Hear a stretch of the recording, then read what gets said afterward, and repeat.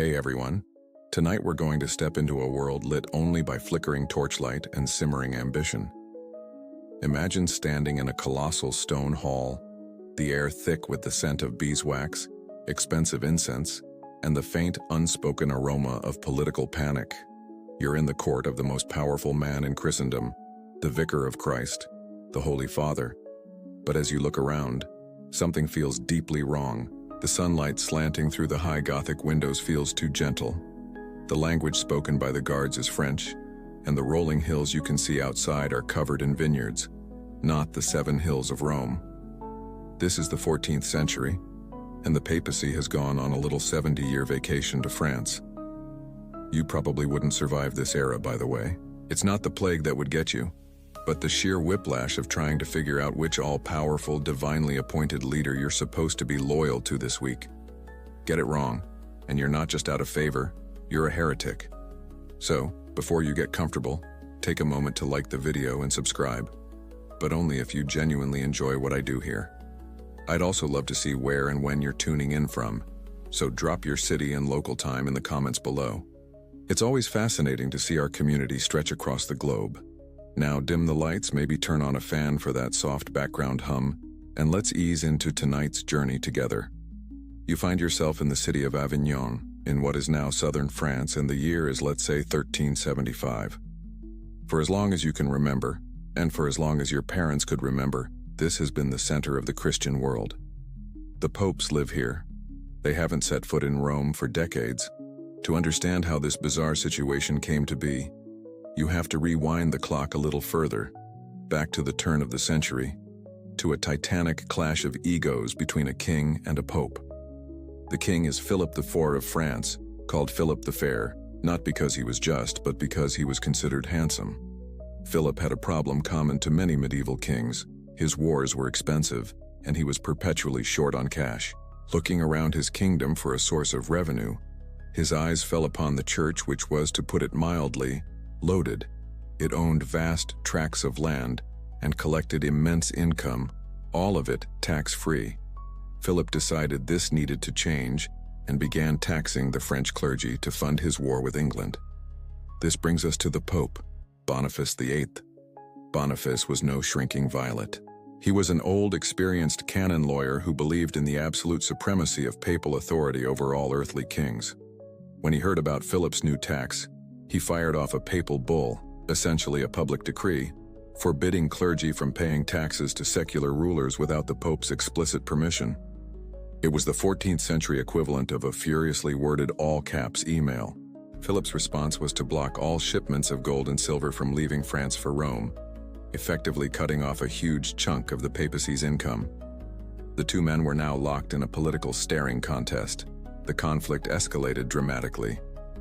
Boniface issued another, more famous bull, Unum Sanctum, in which he declared that it is absolutely necessary for salvation that every human creature be subject to the Roman pontiff.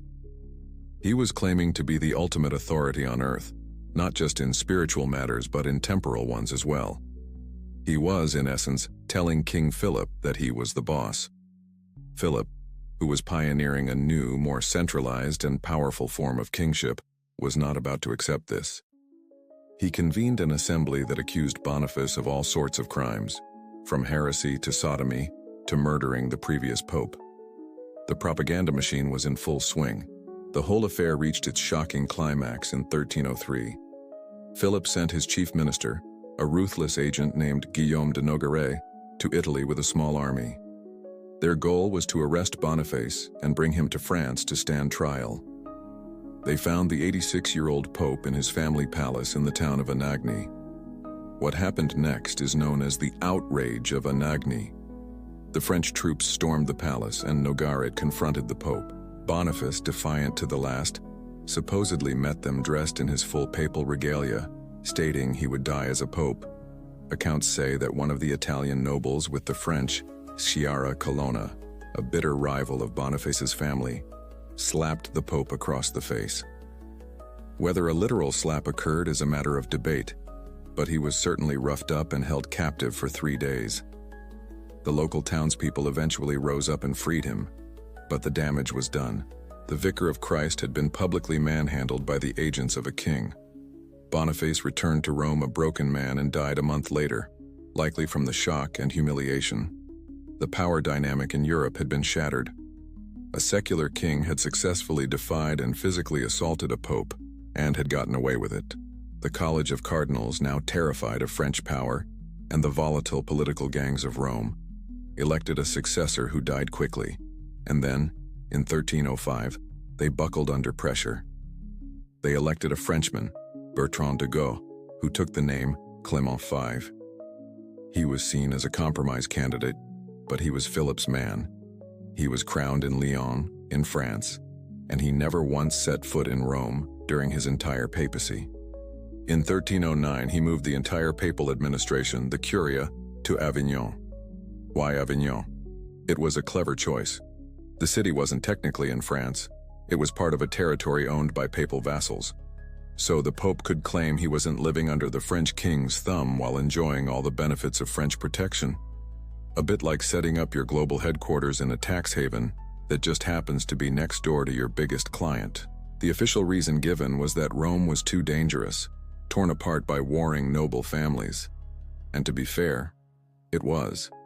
But to outsiders, especially Italians like the poet Petrarch, it looked like a capitulation. He famously dubbed this period the Babylonian captivity of the papacy, comparing the Pope's absence from Rome to the exile of the Jews in Babylon. For the next 7 decades, a series of 7 consecutive French popes ruled from Avignon. They transformed the city into a magnificent capital. You see them building the incredible Palais des Papes, the Palace of the Popes, a colossal Gothic fortress palace that dominates the skyline to this day. The papal court became a highly sophisticated, centralized bureaucracy, an efficient machine for administration, and above all, for raising money.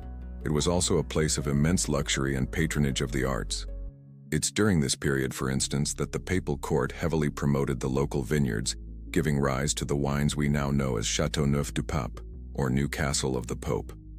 But this splendor came at a cost. Historians still argue whether the move to Avignon was a pragmatic necessity due to the chaos in Rome, or a craven submission to French political power. To many across Europe, the papacy had become a French institution, and the Bishop of Rome was conspicuously, painfully absent from his own city. The seeds of a crisis were being sown, a crisis that would erupt the moment the popes finally tried to go home. The gilded comfort of Avignon is beginning to feel less like a sanctuary and more like a prison. News from Italy, carried by weary messengers on dusty horses, is consistently grim. The lands theoretically under the Pope's direct rule, the Papal States, are in open revolt. Without the physical presence of the Pope for nearly a lifetime, the cities have fallen under the control of petty tyrants or are being mismanaged by French papal legates who are viewed as foreign occupiers. The powerful city of Florence is at the head of this rebellion, and their propaganda is brutally effective. They are painting the Avignon Papacy as a corrupt, French-controlled entity that is draining Italy of its wealth. You can feel the pressure mounting within the palace walls. The current Pope, Gregory XIII, feels it most of all. Gregory is a decent man, pious and intelligent, but he is not a man of iron will. He is the 7th Pope to rule from Avignon, a nephew of a previous one, and deeply embedded in the French culture of the court. He wrings his hands over the chaos in Italy, knowing in his heart that the Bishop of Rome ought to be in Rome. But every time he broaches the subject, the French cardinals who surround him, who make up the vast majority of the College of Cardinals, are horrified. They speak of Rome as a pestilent ruin, a backwater city of barbaric, feuding nobles and rampant disease. Why, they ask, would he trade the security, the civilization, the magnificent palace of Avignon for that? And so, Gregory hesitates, caught between his duty and his comfort. Into this deadlock of political anxiety and personal indecision steps one of the most remarkable figures of the 14th century. She is not a queen, a diplomat, or a theologian with a string of degrees. Her name is Caterina Benincasa, a dyer's daughter from Siena. You know her as Catherine. She is a lay member of the Dominican order, a mystic who, since childhood, has experienced profound visions of Christ. To many in the highly structured, male-dominated church, she is an anomaly, a potentially dangerous fanatic. To others, she is a living saint, a direct line to the will of God. And she has a message, one she believes comes from God himself. The Pope must go back to Rome. Her campaign begins with a series of letters to Gregory, and they are unlike anything the papal secretaries have ever seen. There is no fawning, no careful diplomatic language. Her words are a bizarre and potent cocktail of reverence and reproach. In the same breath, she calls him Dolce Babbo Mio, my sweet daddy, and then scolds him for his timidity. Be a courageous man and not a coward, she writes. Respond to God who is calling you. She implores him to act like a man, to put on the armor of God, and ignore the self-interested advice of the cardinals who love themselves for themselves and not for you. Imagine being Pope Gregory XIII, reading these letters from a woman with no official standing, who is ordering you, the Vicar of Christ, to get a move on. In 1376, having decided her letters aren't enough, Catherine crosses the Alps and travels to Avignon to deliver the message in person. Her arrival causes a sensation. Picture the scene. The papal court is the pinnacle of worldly sophistication, a place of lavish banquets, intricate politics, and cardinals dressed in shimmering silks. Into this world walks a pale, fasting ascetic from Italy, a woman who owns nothing but the simple clothes on her back and a will of terrifying intensity. It's a culture clash of epic proportions. Like a desert hermit wandering into the middle of a Versailles gala, the cardinals are suspicious. They try to trip her up with complex theological questions, but she answers them with a disarming, fiery certainty. Finally, she gets her audience with the Pope. You are a fly on the wall in that chamber. It is here that the spiritual drama reaches its peak. Catherine doesn't just argue politics, she appeals directly to Gregory's soul. And then comes the moment that passes into legend.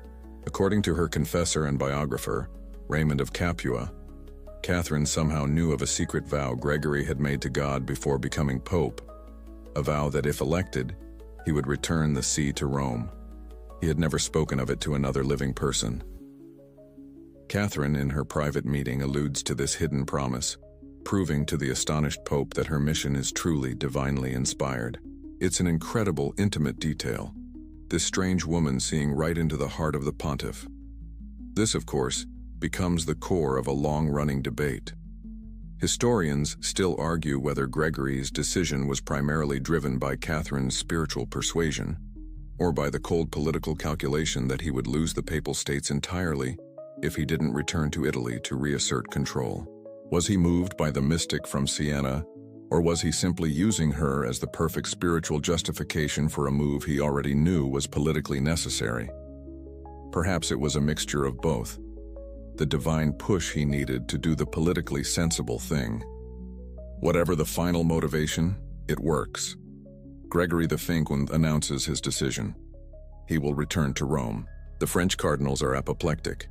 His own family weeps and begs him to reconsider. King Charles V of France sends a delegation to plead with him to stay. They prophesy his death if he goes, but his mind is made up. On September 13th, 1377, Gregory XIII leaves Avignon for good. You watch the solemn procession leaving the Grand Palace. There are no cheering crowds. The mood is one of grief and foreboding. The Pope himself is said to have wept as the shores of France receded. He was leaving a life of predictable luxury for an unknown future in a broken city. He arrives in Rome in January 1377. The city greets him as a returning hero, but the festive welcome can't mask the grim reality. The ancient basilicas are neglected, their roofs leaking. The population has dwindled. The streets are controlled by the private armies of noble families like the Orsini and the Colonna. He has come home, but home is a dangerous, unwelcoming place. He is a Frenchman, speaking with a French accent, surrounded by French advisors, trying to rule a fiercely independent and volatile Roman populace. The stress takes a heavy toll on his already fragile health. Catherine of Siena got her wish. The Babylonian captivity is over. But as Gregory looks out over the troubled city, you get the sense that this is not an ending, but the beginning of a far greater crisis. Pope Gregory XIII doesn't last long in his new old home. The French king's warning turns out to be prophetic. The damp, malarial air of the Roman spring, combined with the immense stress of his new situation, proves fatal. He dies in March of 1378, just over a year after his historic return. His death throws the city of Rome and all of Christendom into a state of acute crisis. The great project of restoring the papacy to its rightful seat is now hanging by a thread. The 70-year vacation is over, but the homecoming party has just turned into a wake, and you can feel a citywide panic attack brewing in the humid air. The future of the church now rests in the hands of the 16 cardinals who were in Rome at the time of Gregory's death. As they prepare for the conclave to elect the next pope, you find yourself swept up in the anxious energy of the Roman streets. The atmosphere is electric, a thick, soupy mixture of hope and menace. The people of Rome have had a taste of having their bishop back, and they are terrified that this conclave, dominated by a French majority, will simply elect another Frenchman who will immediately pack his bags and flee back to the comforts of Avignon. For the Romans, this is not a theological issue. It's an economic and existential one. The papacy is their birthright, their primary industry, and their source of prestige. Losing it again would be a final humiliating blow. So, the city mobilizes. You see the heads of the 13 urban districts of Rome, the so-called caporioni, gathering their local militias. Crowds begin to form in the piazzas, their murmurings growing into a steady rhythmic chant. Romano lo volemo, o al manco italiano. We want a Roman, or at least an Italian. This isn't a polite request. It's a demand, backed by the implicit threat of violence. As the cardinals make their way to the Vatican for the conclave, they are jostled and screamed at. You see their faces pale and sweating beneath their red hats. These are princes of the church, men accustomed to deference and luxury. They are not used to being threatened by a mob. The pressure is not just coming from the streets. The city officials, the civil government of Rome, pay a formal visit to the cardinals before the conclave doors are sealed. Their speech is a masterclass in polite extortion. They express their profound condolences, their utmost respect for the cardinal's holy duty, and then they get to the point. The city is in an uproar, they explain. The people are agitated. For the sake of public order, for the cardinal's own personal safety, it would be wise to elect a Roman, or at least an Italian. They promise to be the cardinal's protectors, but the unspoken message is clear. They are also their jailers. Give us what we want, or we can't promise you'll leave this building alive. The scene inside the Vatican is one of barely controlled chaos. The conclave is to be held in the Apostolic Palace, but it's a far cry from the fortress-like security of Avignon. The building is dilapidated and uncomfortable.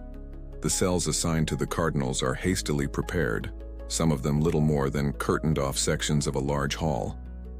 To make matters worse, a contingent of Roman citizens, led by a bishop, insists on searching the premises for any hidden escape routes or unauthorized persons, a clear act of intimidation.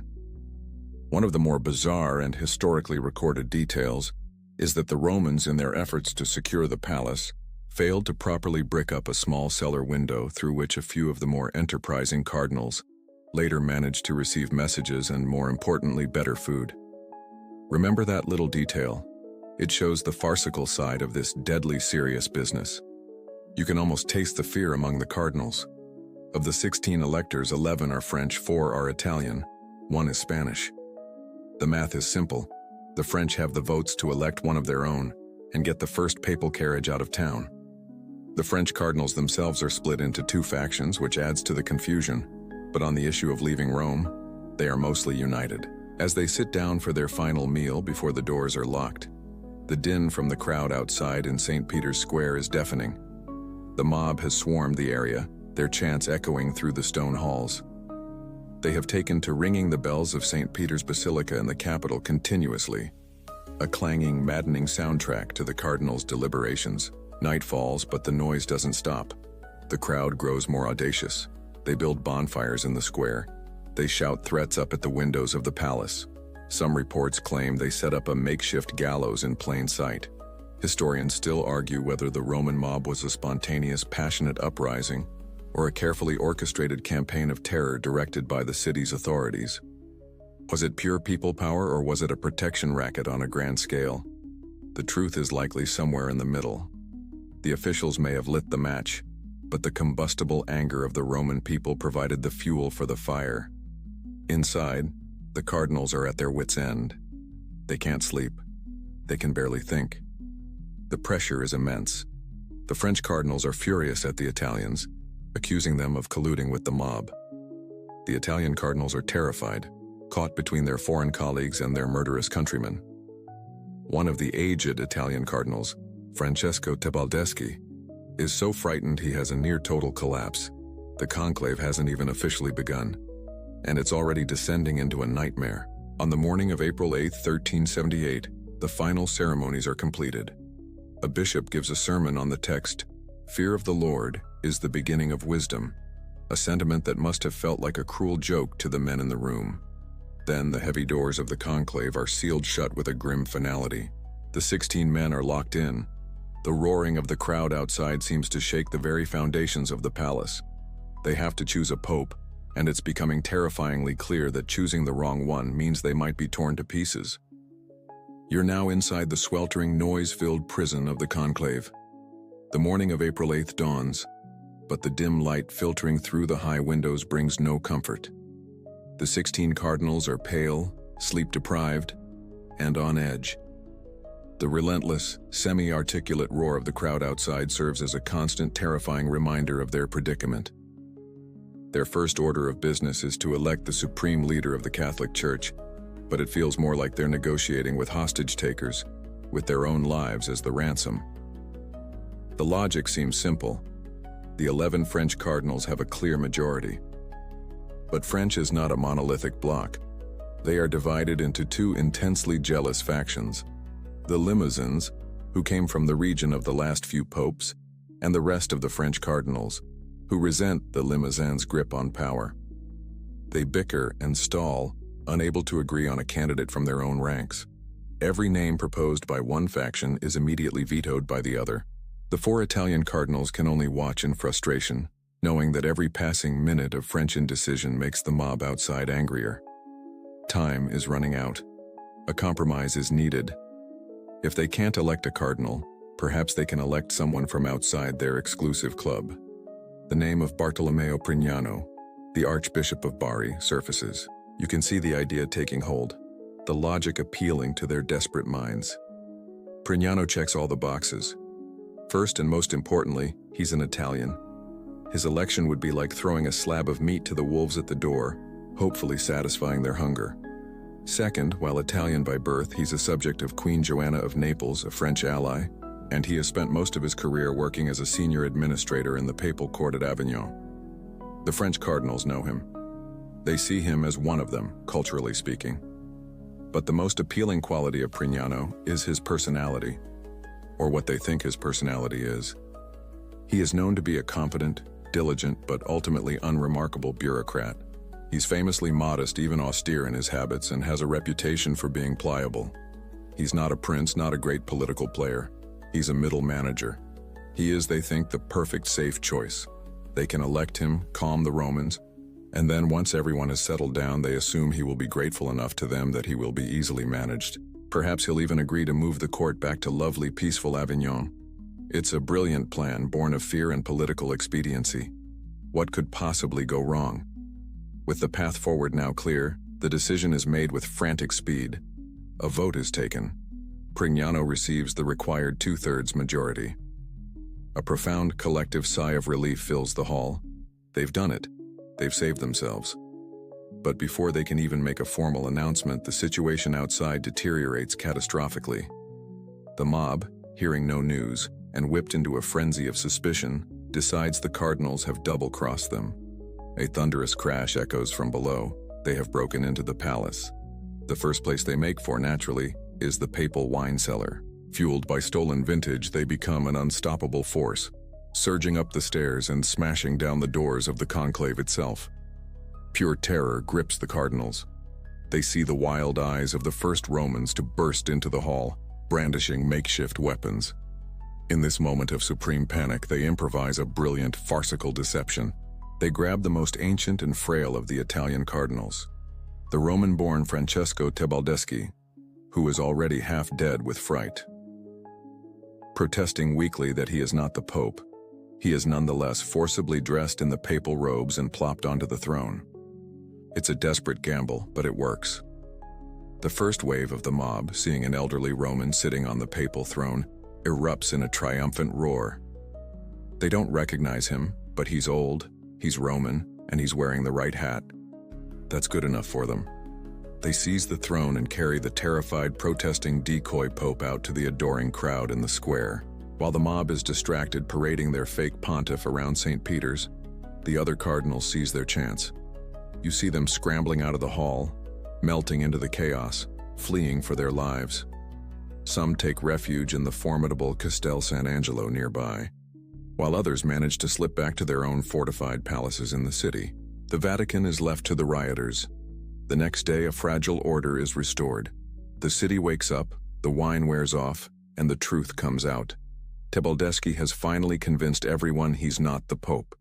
The city magistrates, embarrassed by the riot, secure the Vatican. The cardinals cautiously re-emerge from their hiding places and reconvene.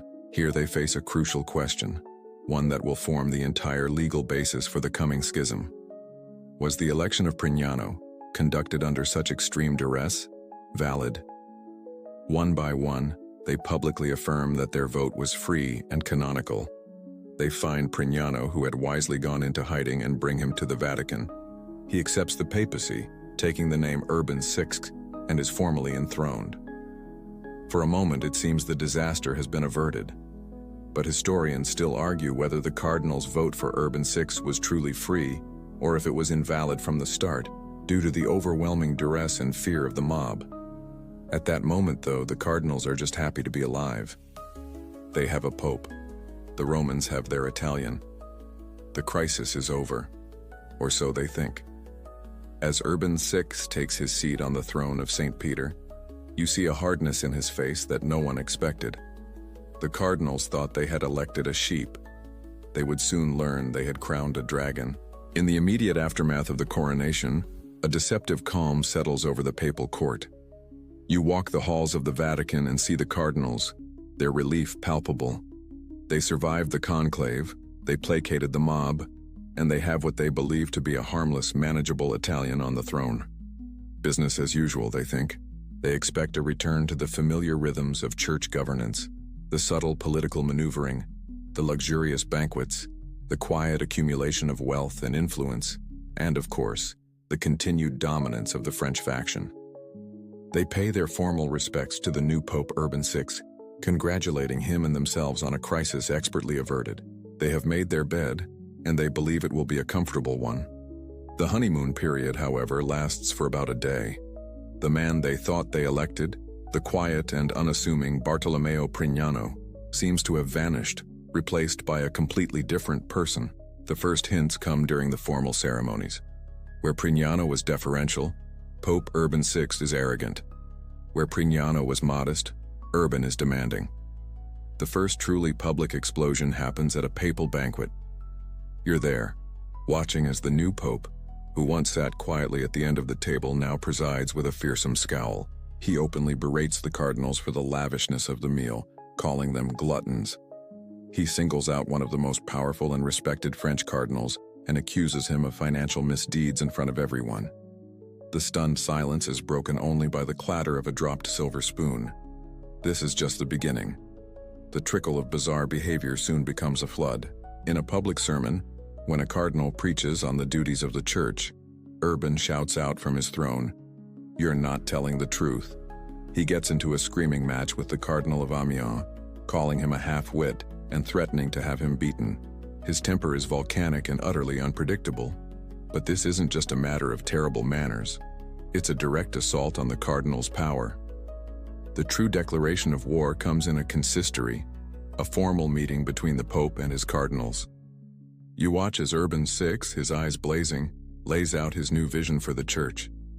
It is a vision of radical, immediate, and brutal reform. He intends to eradicate simony, the buying and selling of church offices, and absenteeism, where bishops and cardinals would collect the income from their posts, without ever visiting them. These practices, while officially frowned upon, were the very foundation of the cardinals' wealthy lifestyles. It's like they'd hired a quiet accountant to run the company, and he showed up on day one in a leather jacket, fired the entire board, and announced that from now on, everyone was working for free. Then comes the final, unforgivable threat. He tells them to their faces that he will soon create a slew of new Italian cardinals, enough to completely shatter the French majority that has controlled the papacy for 70 years. To the French cardinals, this is the ultimate betrayal. This is not reform, this is a revolution, this is the man they elected, their supposed puppet, announcing his intention to destroy them. Their shock curdles into genuine fear. They start to whisper in the shadowy colonnades after these terrifying meetings. Is he mentally sound? Has the supreme power of the papacy driven him insane? Historians still argue whether Urban VI's behavior was a sign of a genuine, if tactless, desire for righteous reform, or if he suffered from a mental illness, perhaps paranoia or megalomania, triggered by his sudden accession to absolute power. His rage wasn't reserved for just the cardinals.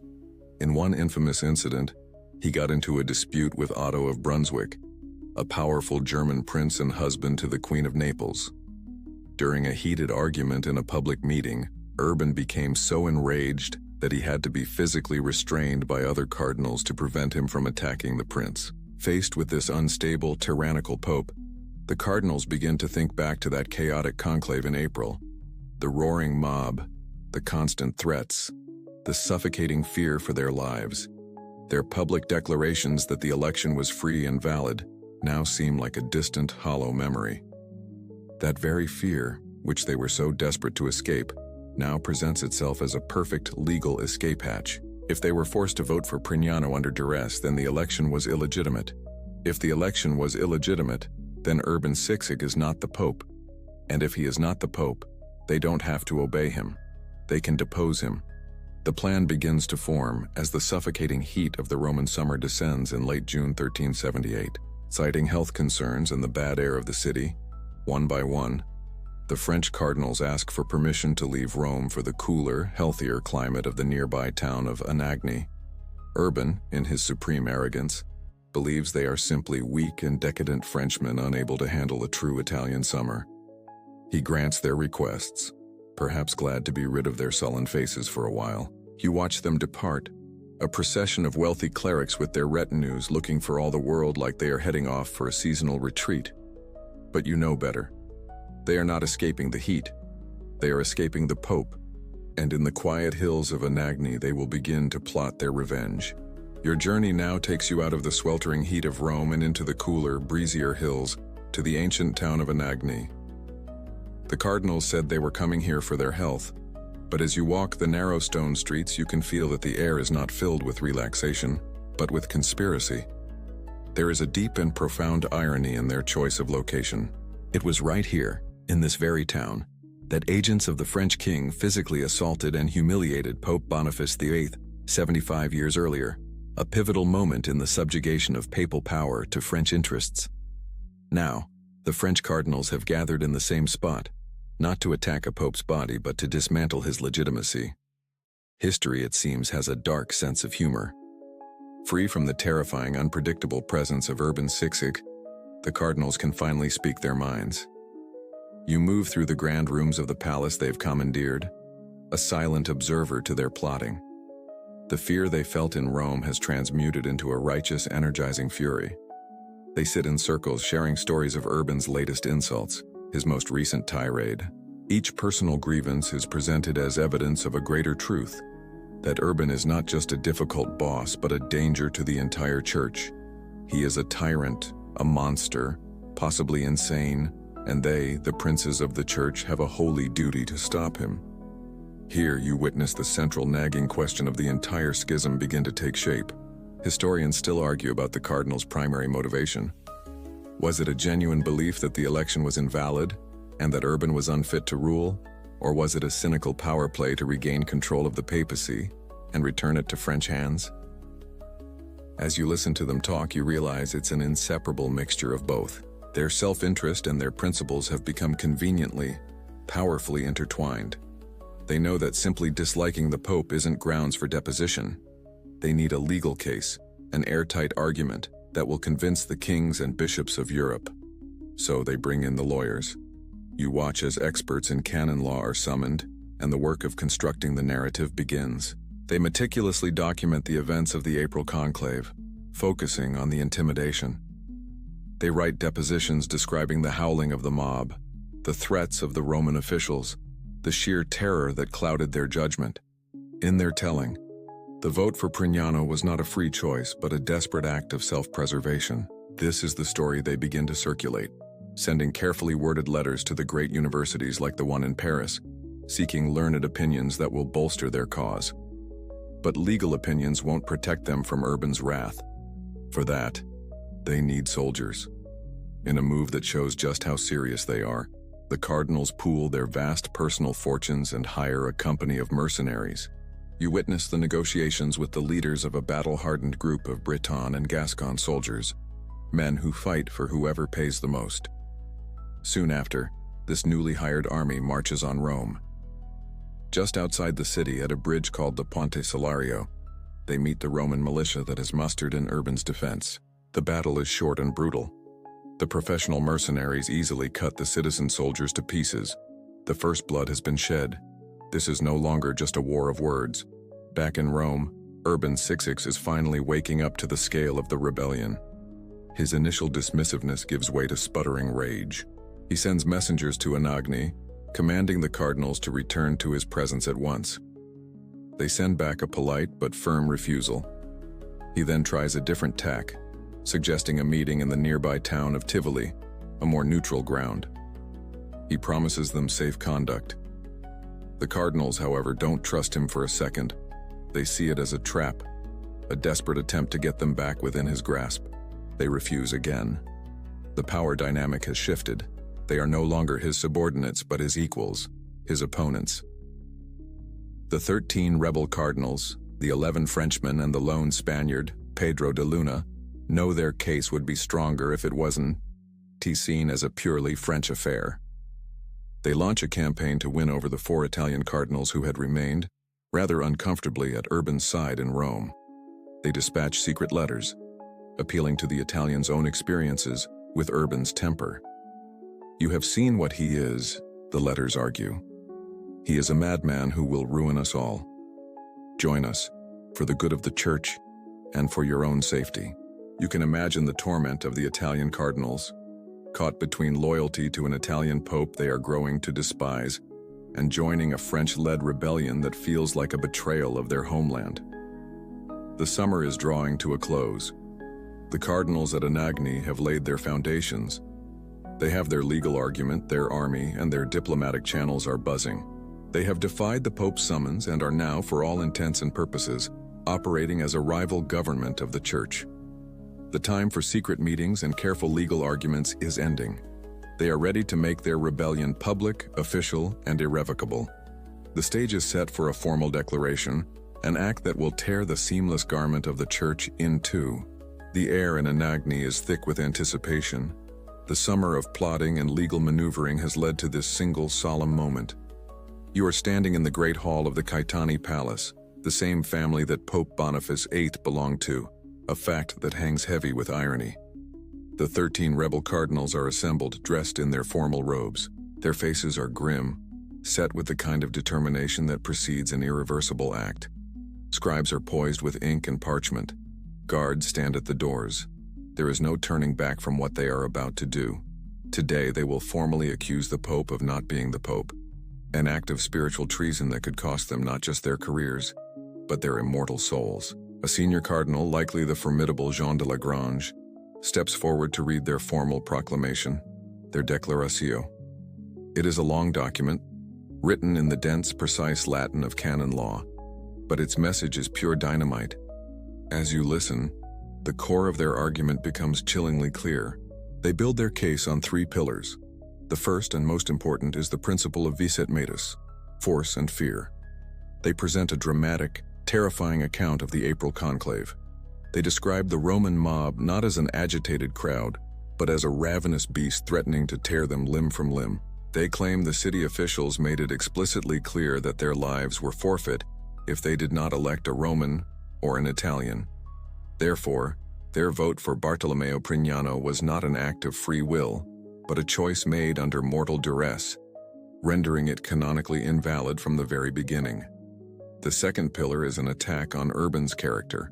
They list his abuses in excruciating detail: his volcanic rages, his public humiliations of the most senior churchmen, his paranoid accusations, and his reckless plans that threaten to destabilize the entire church. This, they argue, is retroactive proof. God, in his perfect wisdom, would never choose such a manifestly unsuitable, tyrannical man to be his vicar on earth. The fact that he is a monster proves that he was never the legitimate choice. His behavior is not just a personal failing, it is evidence of a flawed election. Finally, after pages of legal and theological justification, the document reaches its earth-shattering conclusion. On this day, August 9, 1378, they, the majority of the legitimate college of electors, solemnly declare the election of Urban VI to be null and void. They pronounce him to be an apostate, an antichrist, and a usurper of the Holy See. And, in the most critical statement of all, they declare that because of this, the throne of St. Peter is now vacant. Sede vacante. A profound silence hangs in the air when the reading is finished. They have done it. In their eyes, the church is now without a head. This declaration is not meant to be kept secret. It is a press release to the whole of Christendom. You watch as a flurry of activity begins. Scribes work through the night making dozens of copies. Messengers carrying these explosive documents in sealed leather pouches are dispatched on the fastest horses available. They ride for the courts of France, Castile, Aragon, Scotland, Naples, and the Holy Roman Empire. They ride for the great universities of Paris, Bologna, and Oxford. The schism is no longer a private dispute. It is now a public crisis, and the battle for the allegiance of Europe has begun.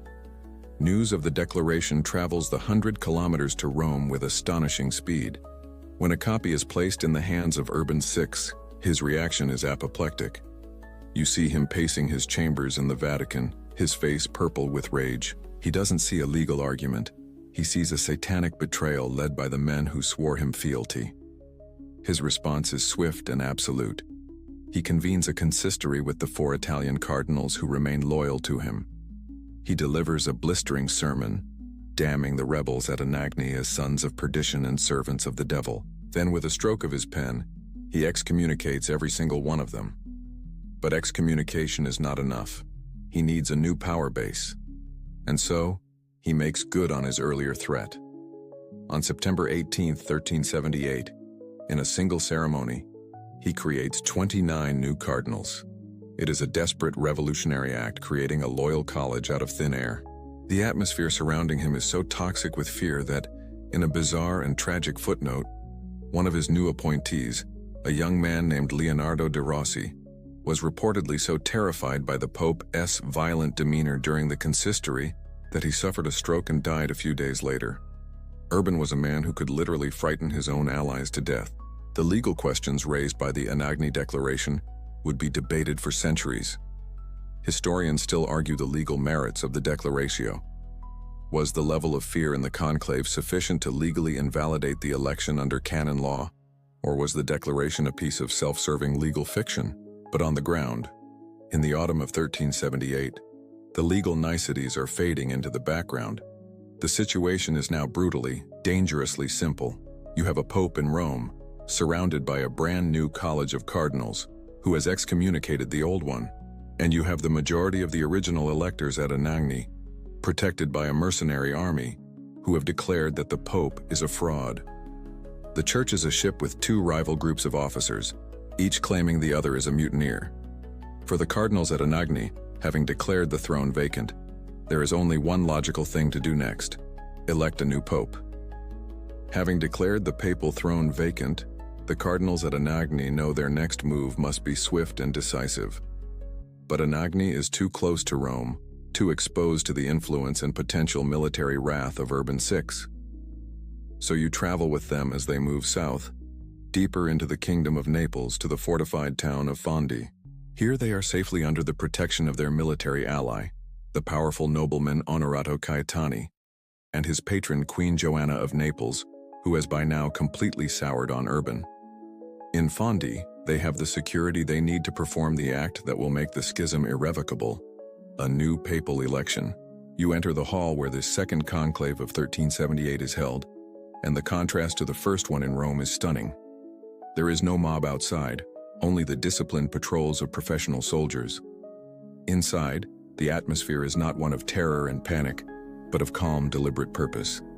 The 13 cardinals who had fled Rome are all present. They have even managed to persuade one of the original 4 Italian cardinals to abandon Urban and join their cause. A small but significant victory that lends their proceedings a broader legitimacy. They are no longer just a French faction. They are, in their own eyes, the true and complete Sacred College. There is little doubt about who they will choose. While other names are floated, all eyes are on one man, a candidate who is the absolute antithesis of the man they are replacing. His name is Robert of Geneva. You watch him as he moves through the proceedings, a man who exudes power and authority. He is young, just 36 years old, handsome, and an aristocrat from one of the great houses of Europe, a cousin to the King of France. He is a worldly and experienced diplomat, fluent in the machinations of courtly politics. He is also a soldier who has commanded armies. He is everything the hot-tempered middle-class administrator Urban VI is not. He is a prince. But there is a darker side to his reputation, a chilling history that makes him a controversial choice. Just the year before, in 1377, while serving as a papal legate, Robert had been tasked with putting down a rebellion in the papal city of Cesena. His method was not negotiation, it was extermination. He unleashed his army of Breton mercenaries on the city, and for 3 days they slaughtered the civilian population.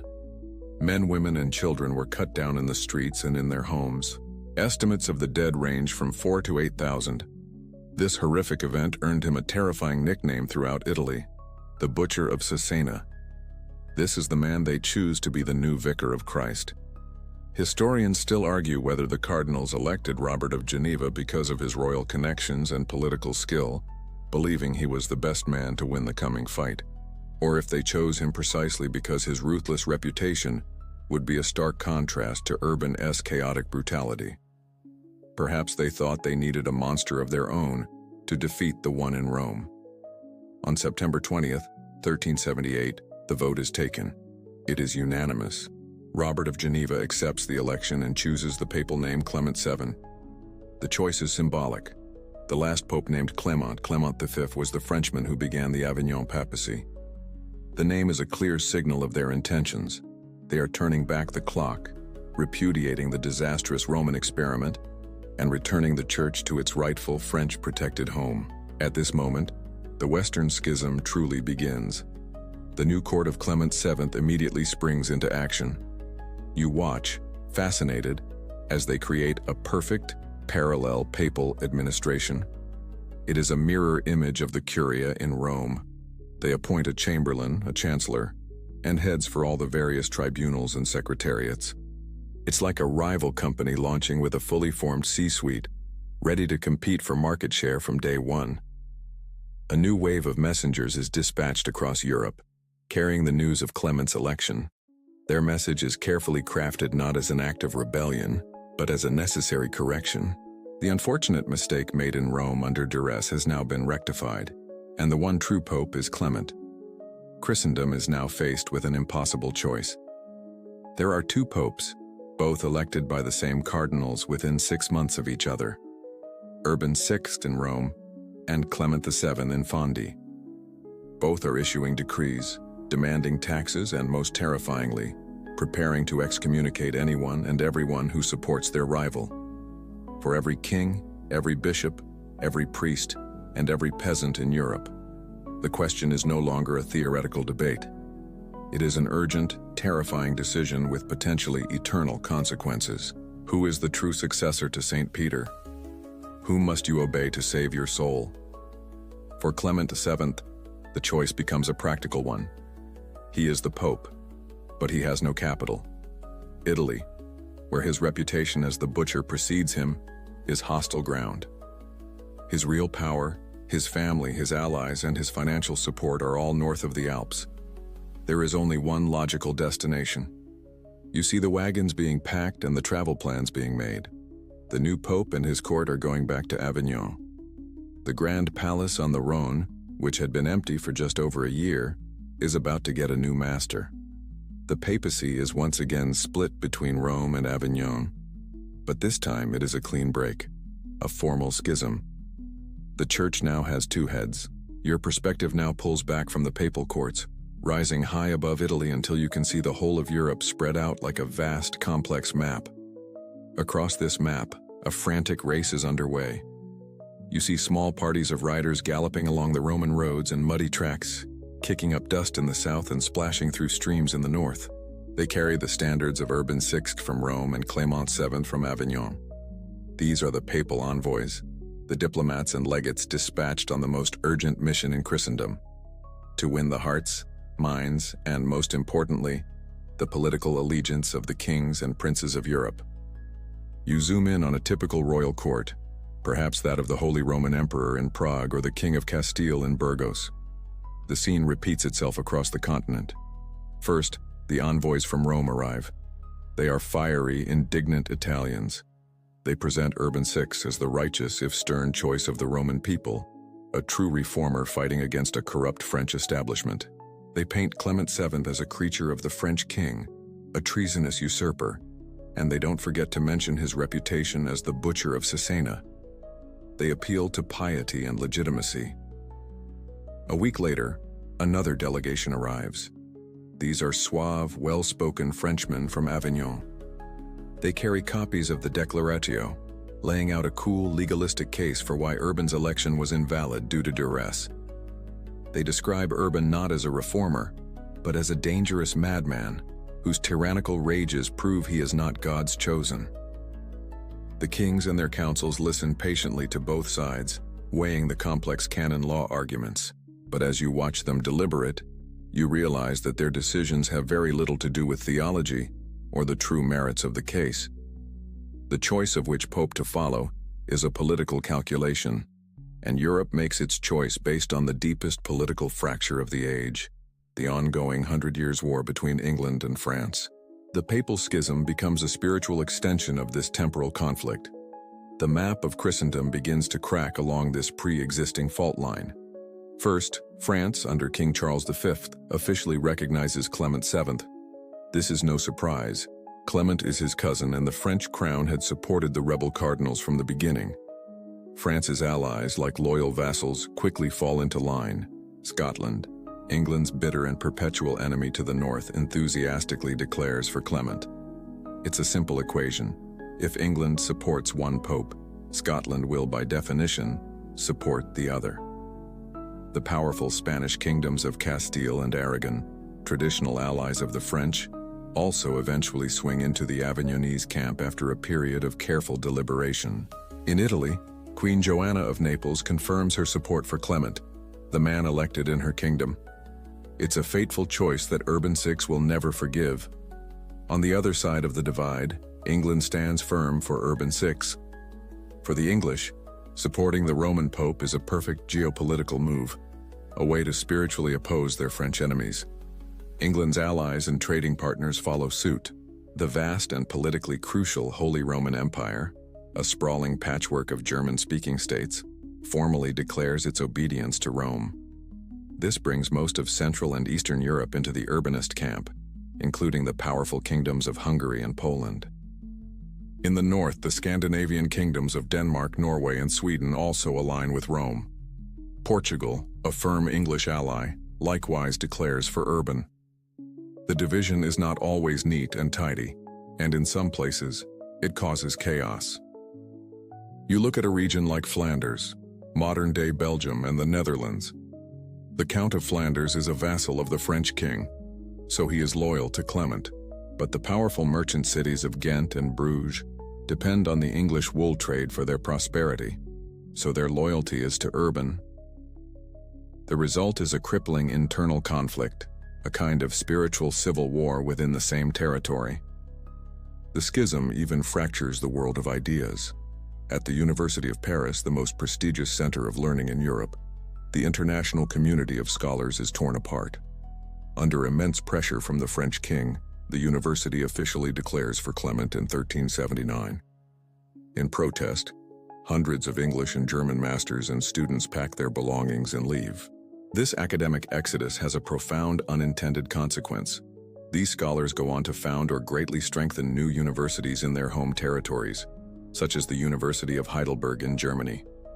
The schism creates a brain drain that helps spread learning to new corners of Europe.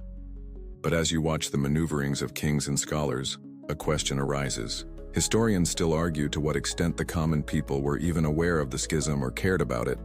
For a peasant working a field in the English countryside or a vineyard in Burgundy, the theological arguments were distant and abstract. Your local priest told you who the Pope was, you paid your tithes, and you prayed for your soul. Did the drama in Rome and Avignon truly touch your daily life? For the elite, it was an obsession. For the masses, it may have been little more than a rumor. Still, the damage is done. The seamless garment of Christendom, the idea of a single, unified church, has been torn into a ragged patchwork quilt. The split is not a clean break, but a jagged, ugly tear that runs through dioceses, monasteries, and even families. Any hope of a quick resolution, of one pope simply triumphing over the other, is gone. The battle lines have been drawn according to the bloody map of European politics, and the stage is set for a long, bitter, and profoundly damaging conflict. Your perspective shifts now from the grand chessboard of European politics to the inner workings of the two rival powers. First, you stand in Avignon.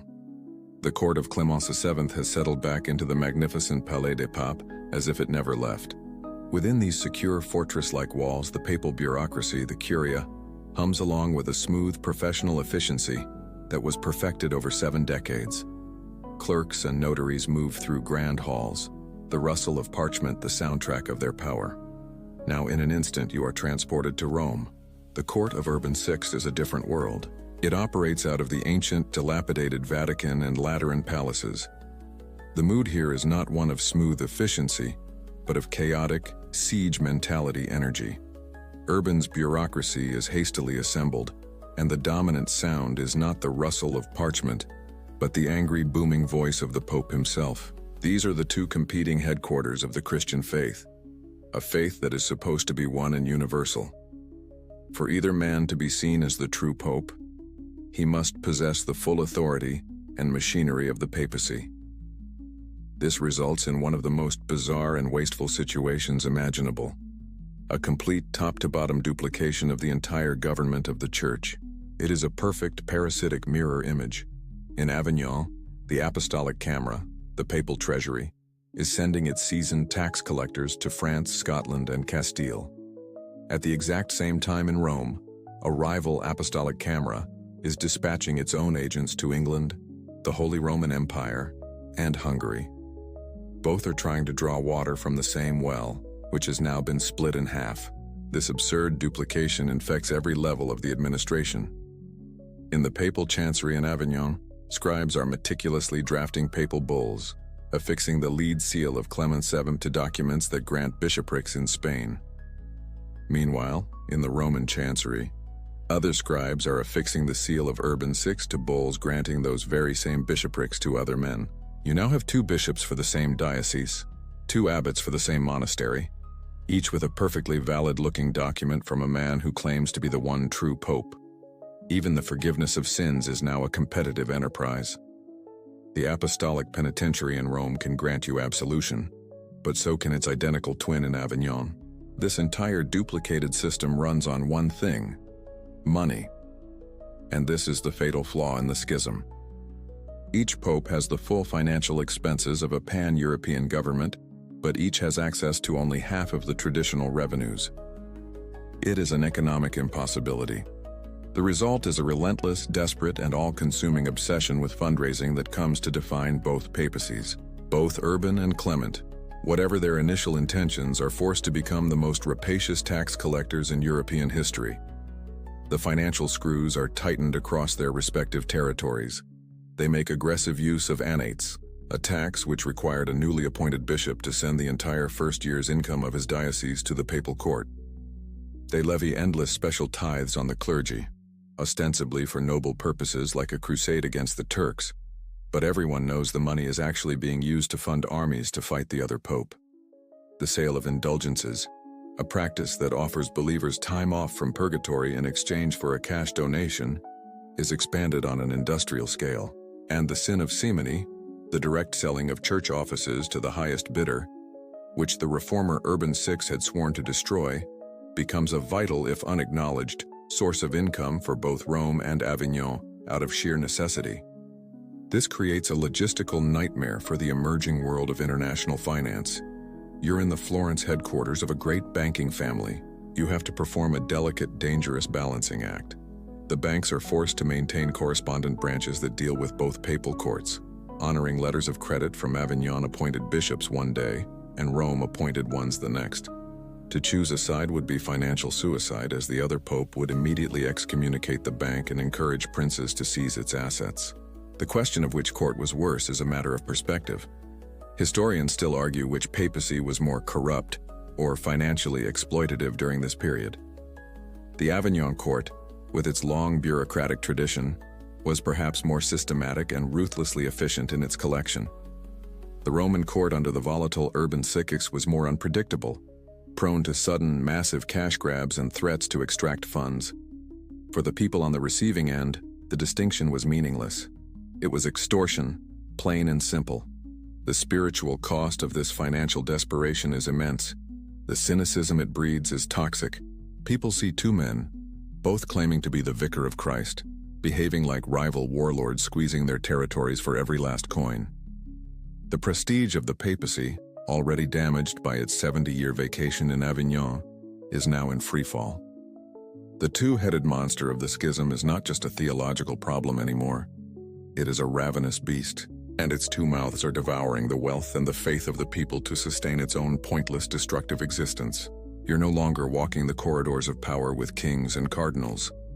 Instead, you are an ordinary person of faith in the late 14th century. Your world is built on a foundation of certainty. There is one God, one church, and one pope who is Christ's vicar on earth, your shepherd and guide to salvation. Disobeying the true pope is to risk damnation, but now that foundation has crumbled. There are two popes. You can't make heads or tails of the complex legal arguments, and the political alliances of your king seem a poor guide for your immortal soul. So you do the only thing that makes sense. You look for guidance from the holiest people of your time, the living saints, the mystics, the men and women who seem to have a direct line to God. Surely, they will know the truth. But as you turn to them, a new and more profound horror dawns on you. The saints themselves are on opposite sides. Your attention turns first to the most famous holy woman in Europe, Catherine of Siena. She was the driving force behind the papacy's return to Rome, a figure of immense spiritual authority. Her reaction to the schism is one of pure, unadulterated fury. You read one of her letters and the words seem to scorch the parchment. She directs her righteous anger not at Urban VI, the pope she helped create, but at the cardinals who betrayed him. She calls them incarnate devils, men blinded by self-love who have poisoned the body of the church. Catherine is brutally honest about Urban's character, acknowledging his terrible and vexing temper. But for her, this is irrelevant. A difficult father is still your father. A harsh pope is still the pope. He was, she insists, validly elected, and to abandon him is to abandon Christ. In the last 2 years of her life, she works herself to death for his cause, writing a blizzard of letters to the powerful, fasting and praying constantly for the unity of the church under Urban. Her unwavering support gives the Roman cause a spiritual credibility that is almost impossible to challenge. Almost. Because now you must travel to the Kingdom of Aragon in Spain, where you encounter another spiritual titan of the age, a Dominican friar named Vincent Ferrer. He is a brilliant theologian, a spellbinding preacher whose sermons draw crowds of thousands, and a man widely believed to be a miracle worker. He is, by every measure, a living saint. Vincent studies the competing claims with the cool detachment of a scholar and the fervent piety of a mystic. He prays, he fasts, he deliberates, and he comes to the diametrically opposite conclusion. He becomes utterly convinced that Clement VII is the one true pope, and Urban VI is the Antichrist.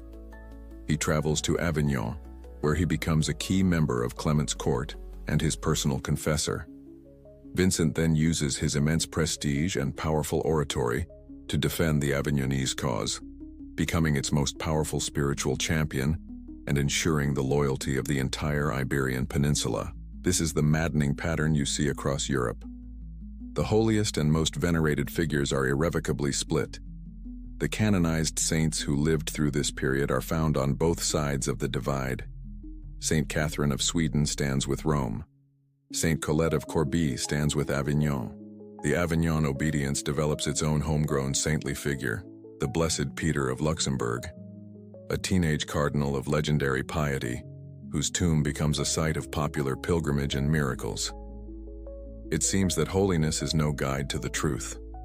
The crisis deepens when you realize that many of these figures base their certainty on private visions. Catherine claims that Christ himself told her that Urban was the true pope. But then you learn of other respected mystics who claim to have received revelations from heaven, confirming that Clement was the legitimate pontiff. It presents an impossible spiritual paradox. Is God sending contradictory messages? Or are his most devout servants merely hearing what their own hearts, shaped by their own national loyalties, want to hear? Historians still argue how much the saints' support was based on pure spiritual conviction versus their own earthly contexts. Catherine was a passionate Italian, supporting an Italian pope's residency in Rome. Vincent was from Aragon, a Spanish kingdom allied with France, and he supported the French-aligned pope in Avignon. The line between divine revelation and political identity has become hopelessly blurred. This schism of the soul trickles down into the everyday practice of faith. The rival popes even create rival liturgical calendars. The Roman line promotes new feast days, like the Feast of the Visitation, which Urban's supporters celebrate with great pomp. In the lands loyal to Avignon, these new feasts are denounced as illegitimate and are ignored. So, depending on where you live, the very rhythm of the Holy Year is different. The schism is not just in Rome and Avignon. It's in your local church, in your prayer book. This division of the saints is perhaps the most spiritually devastating aspect of the entire crisis. If these men and women, who have dedicated their lives to God and are renowned for their virtue and wisdom, cannot agree on something so fundamental, what hope is there for you, an ordinary sinner? The entire system of spiritual authority has collapsed into a hopeless contradiction. The battle is no longer just one of legal precedent or political power. It is now a war of visions, a conflict of revelations, a schism among the saints.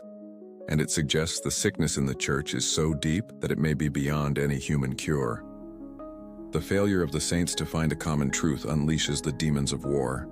When prayer and revelation fail to provide a clear answer, your world reverts to a more ancient and brutal form of arbitration: violence. The Great Schism now transforms from a war of legitimacy and spiritual authority into a very real war of words and swords. You are no longer just an observer of a spiritual crisis. You are now a witness to the grim reality of battles, sieges, and assassinations, all blessed and funded by the two rival vicars of Christ. Before the armies march, the propaganda machines go into overdrive. You are inundated with a blizzard of paper, a war fought with ink and parchment. From the great universities of Europe, from the cells of learned monks, from the chanceries of kings, a torrent of treatises, pamphlets, and legal briefs is unleashed upon Christendom. You see the finest minds of the age dipping their quills in poison. In Paris and other French-leaning universities, theologians construct elaborate, sophisticated arguments proving Clement VII's legitimacy. In Italy, England, and Germany, scholars do the exact same for Urban VI. This is a grand, continent-wide intellectual conflict, but it quickly descends from high-minded legal theory into vicious personal slander. The propaganda is not meant to persuade, it is meant to enrage and to justify the shedding of blood. In urbanist lands, Clement is relentlessly attacked as the Butcher of Cesena, a puppet of the French king, the very Antichrist foretold in Scripture. In Clementine territories, Urban is painted as a monstrous tyrant, a paranoid madman unfit to rule, an apostate whose election was a demonic farce.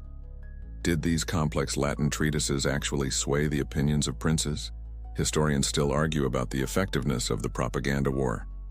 Or were they simply academic window dressing for political decisions that had already been made for reasons of state? Whatever their effect, these words are the prelude to action. The main theater of the military conflict is inevitably Italy. Clement VII, secure in Avignon, has not abandoned his ambition to rule from Rome. For a time, his supporters, led by his mercenary army, hold the mighty Castel Sant'Angelo, the great circular fortress on the bank of the Tiber in the heart of Rome. You are there in 1379 as the Roman people, fiercely loyal to their Italian pope, lay siege to the fortress. The cannons of the day are not powerful enough to breach the ancient walls, so they try to starve the garrison out. The siege is a brutal, grinding affair, but finally, the Clementist forces surrender. In a frenzy, the Roman mob swarms the fortress and begins to systematically demolish it, a clear and violent message to Avignon. The war then shifts south and metastasizes into one of the most tragic conflicts of the era, the War of the Neapolitan Succession.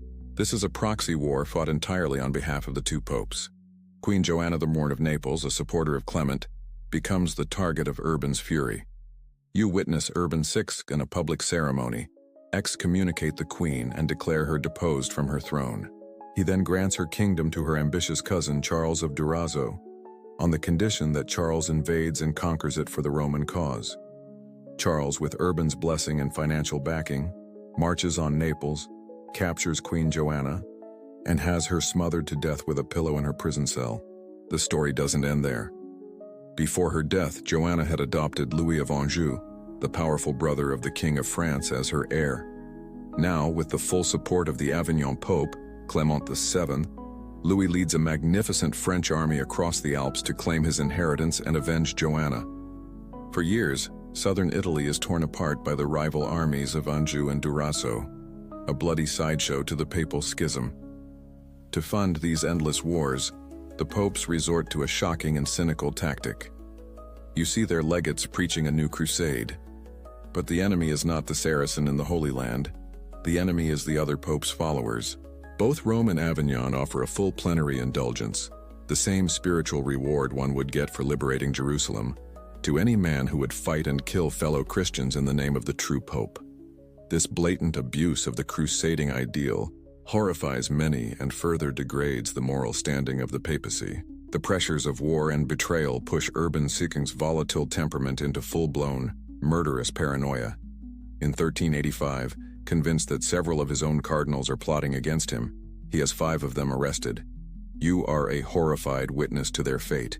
They are systematically tortured. A contemporary chronicler reports that Urban would pace in the garden below the dungeon, calmly reading his prayer book, his voice rising and falling in pious recitation to drown out the agonized screams of the men being interrogated.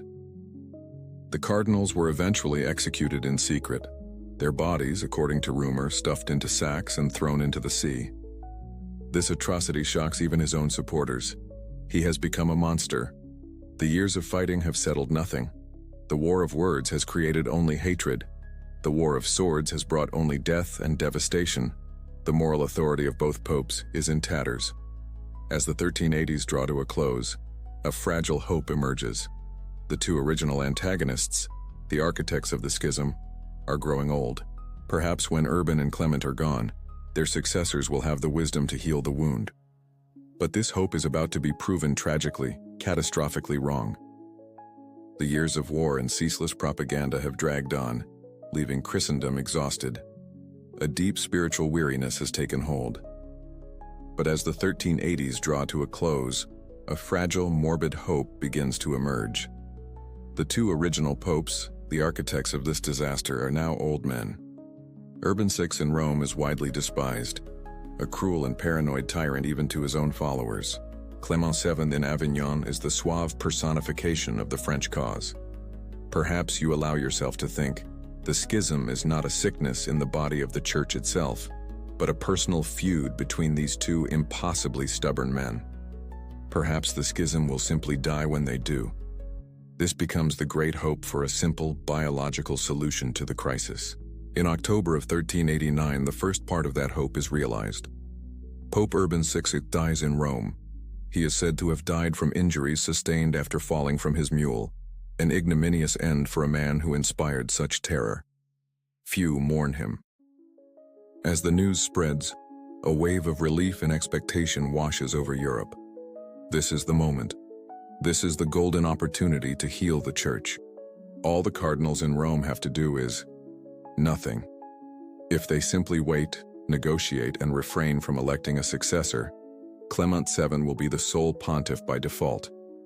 The schism would end. You are in Rome, watching as a frantic diplomatic scramble unfolds. Envoys from the King of France, from the great universities, and from Clement's own court hurry to the city. Their message to the 14 cardinals Urban left behind is a desperate plea. For the love of God, do not enter a conclave. For the sake of Christian unity, wait. But you can see the dilemma in the cardinals' eyes. They are almost all Italians, created by Urban. To not elect a successor would mean willingly handing the papacy back to the French in Avignon, a humiliating prospect. It would also mean invalidating their own positions. If Urban was an anti-pope, then they are not true cardinals. Driven by a mixture of national pride and sheer self-preservation, they ignore the pleas. They have elected a successor, another Neapolitan who takes the name Boniface IX. The schism is not dead. It now has a second generation. The new Roman Pope, Boniface IX, is a stark contrast to his predecessor. He is young, politically savvy, and charming, but his defining characteristic is an insatiable need for money. His pontificate will become notorious for the shameless and systematic selling of church offices, benefices, and spiritual favors. He is a practical man, not a zealot, but he has absolutely no intention of resigning his newfound power. 5 years pass. In September 1394, the second golden opportunity arrives. Clement VII dies of a sudden stroke in Avignon. Once again, hope surges. Surely this time it will work. Boniface IX is the established pope in Rome. All the Avignon cardinals need to do is recognize him. The King of France, Charles VI, sends an urgent message to his cardinals, practically begging them to hold off on an election until a path to unity can be found. You watch as the royal messenger arrives at the palace in Avignon, breathless, carrying the king's personal letter. A senior cardinal receives it, glances at the seal, and then calmly places it on a table, pointedly unopened. The cardinals are determined to secure their own succession before the king can interfere. They will read his letter later. They enter the conclave. In a gesture that seems full of promise, every cardinal present swears a solemn oath that, if elected, he will do everything in his power to end the schism, including resigning the papacy if it becomes necessary. With this oath sworn, they proceed to elect the formidable Spanish cardinal Pedro de Luna. He takes the name Benedict XIII. Benedict XIII is a man of immense learning and austere personal piety.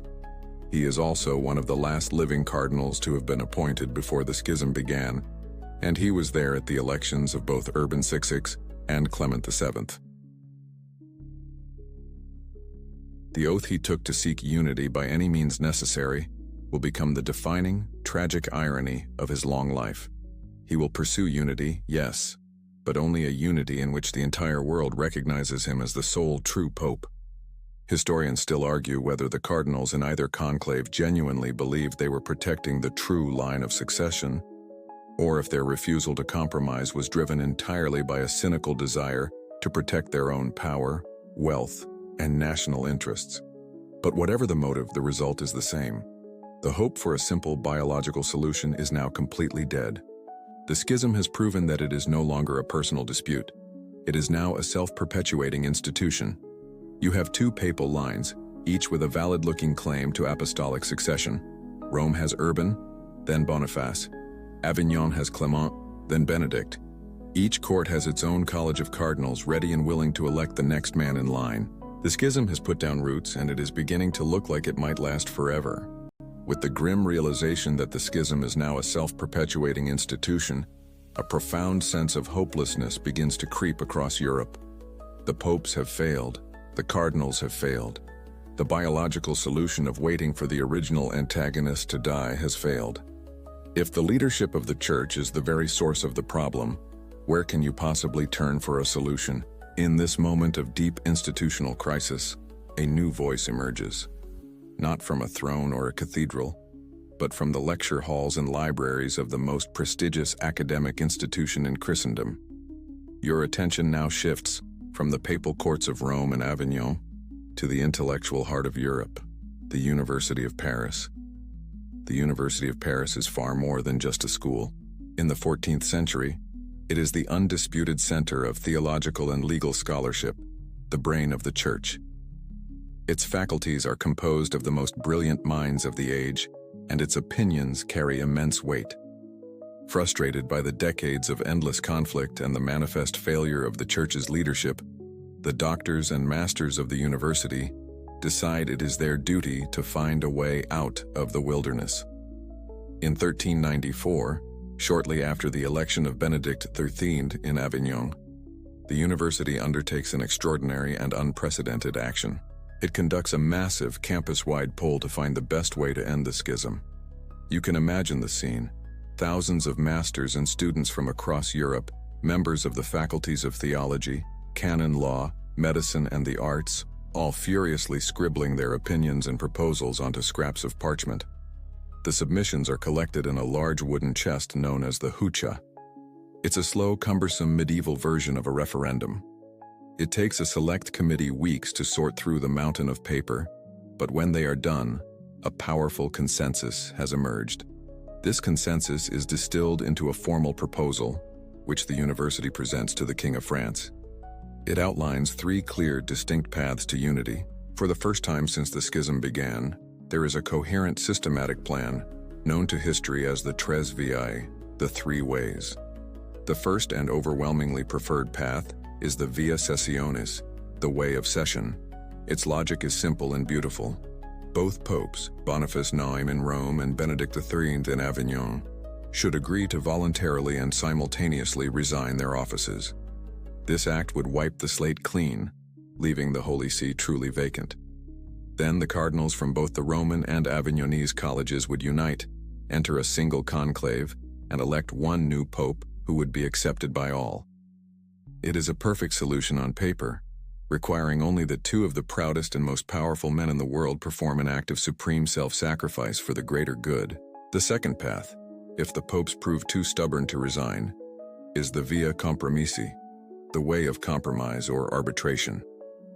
Under this plan, the 2 popes would agree to submit their legal claims to an independent tribunal, a committee of respected and impartial judges. Both popes would have to swear a binding oath to accept the committee's final verdict, whichever way it went. This solution would take the decision out of the hands of the biased protagonists and place it into the hands of a neutral third party. The third and final path is the most radical, the most controversial, and ultimately the most important for the future of the Church, the Via Concilii, the way of a general council. This is the nuclear option. If the other 2 ways fail, the university argues, then a great council, representing the entire body of the faithful, must be summoned. This general council would act as the supreme authority in the Church, higher even than the Pope. It would have the power to judge both papal claimants, declare them heretics if they refuse to cooperate, depose them from office, and authorize the election of a new, single pontiff. This idea is revolutionary because it directly challenges the doctrine of papal monarchy. It suggests that the ultimate authority in the Church rests not with its head, the Pope, but with the entire body. Historians still argue about the true novelty of the Via Concilii.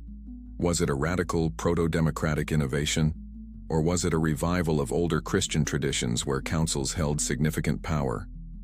The university's proposal is an intellectual bombshell. It is quickly copied and circulated to every court and diocese in Europe. It provides a clear vocabulary and a logical framework for the widespread but unfocused desire for unity. In Rome, Pope Boniface IX, a practical man of power, flatly rejects the proposals. He is the Pope, and his authority is not subject to the review of a committee of professors.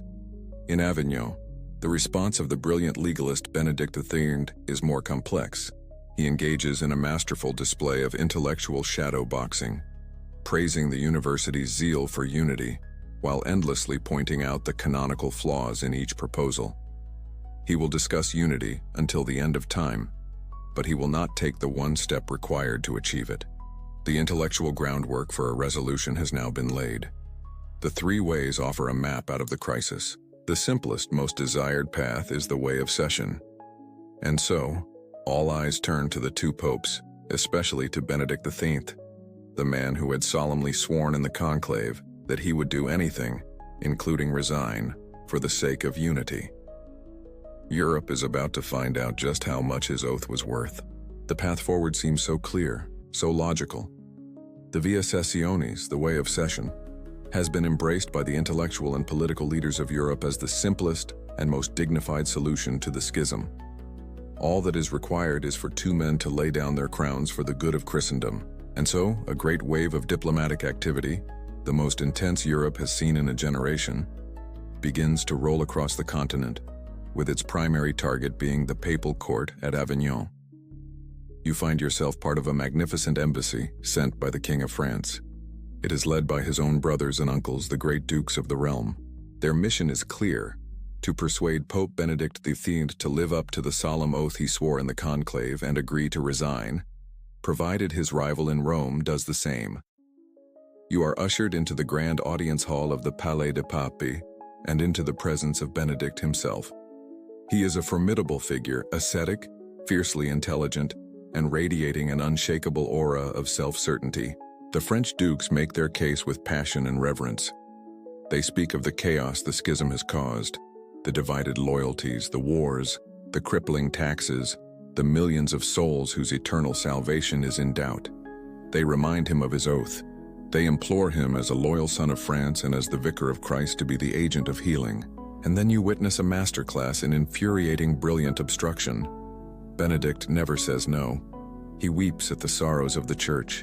He praises the noble intentions of the king. He insists that no man on earth desires unity more than he does. But he will not agree to resign.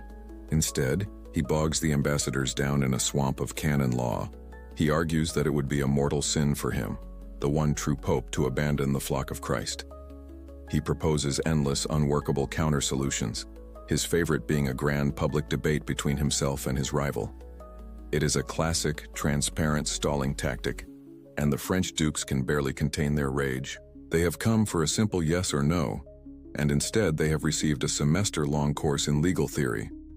As you watch Benedict deftly parry every argument, you try to understand what motivates him.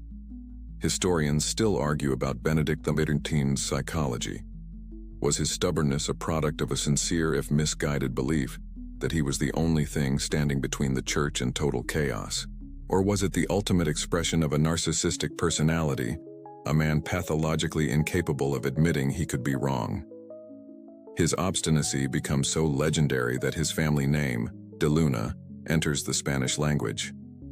To this day, the phrase mantenerse en sus 13, literally to stay in one's 13 for Benedict XIII, is used in Spanish to mean being stubbornly, intransigently, immovable.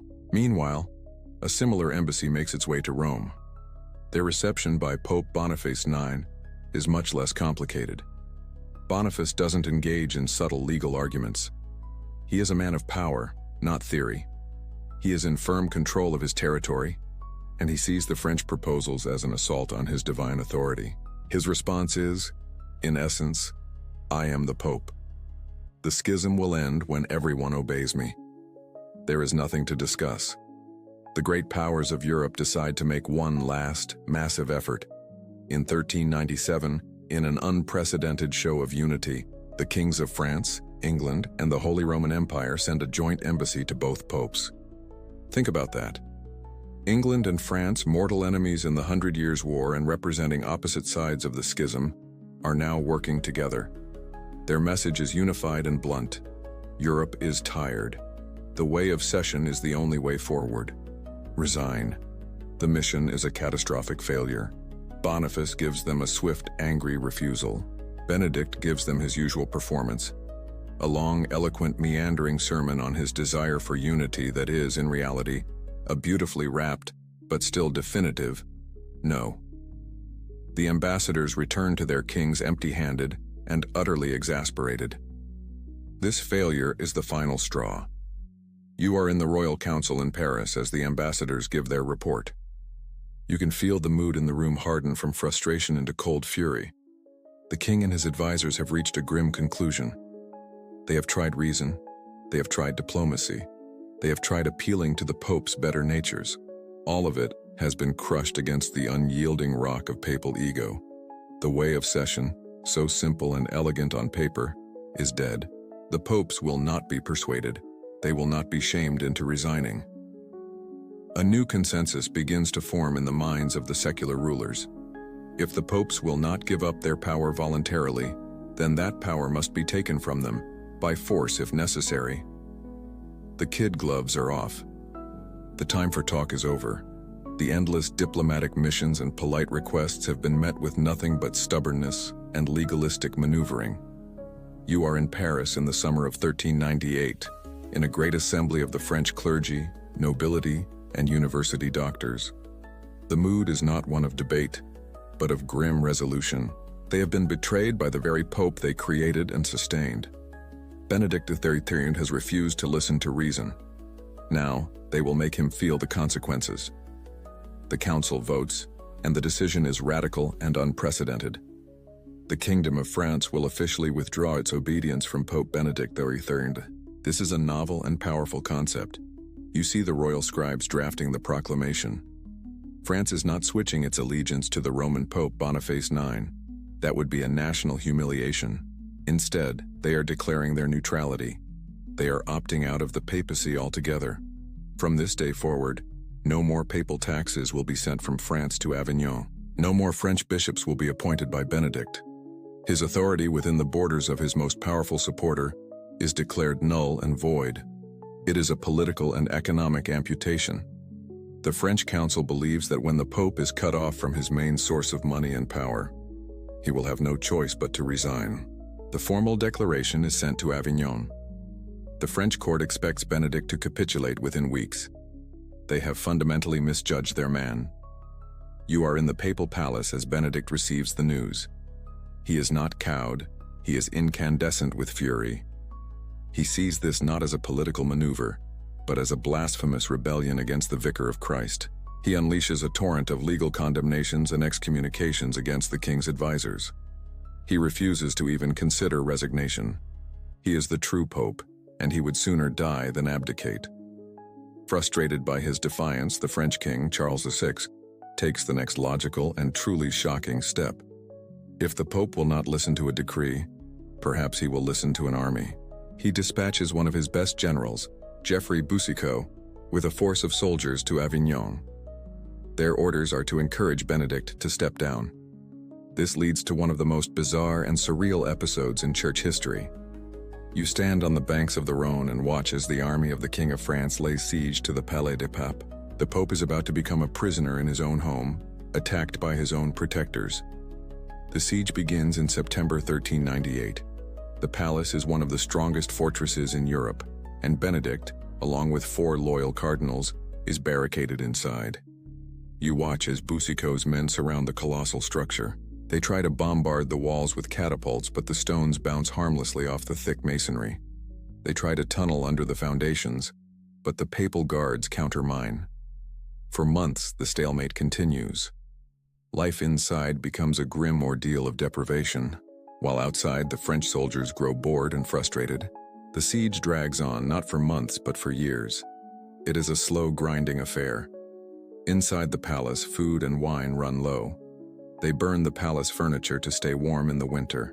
The cardinals trapped with Benedict begin to waver, urging him to compromise. But his will is made of iron. In a classic act of medieval spycraft, he manages to get a message to his supporters in Aragon by having it inscribed on a lead plaque, which is then sewn into the coat of a loyal servant who slips through the French lines at night. Then, after nearly 5 years of captivity, in the dead of a stormy night in March 1403, the Pope makes his escape. By now, the political winds in France have shifted. Benedict's key enemy at court has lost influence, and the siege has become a costly embarrassment. Security is lax. You watch as a small figure, disguised as a doctor or a simple priest, is lowered by a rope from a window in the palace kitchens.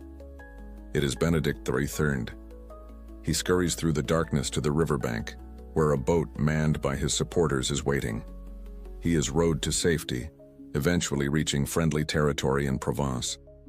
His dramatic escape turns him into a folk hero and makes the French government look both brutal and incompetent. The political tide turns completely in his favor.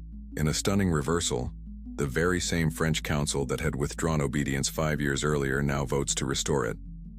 The entire brutal, expensive, and humiliating episode, the withdrawal, the siege, the imprisonment, has achieved absolutely nothing.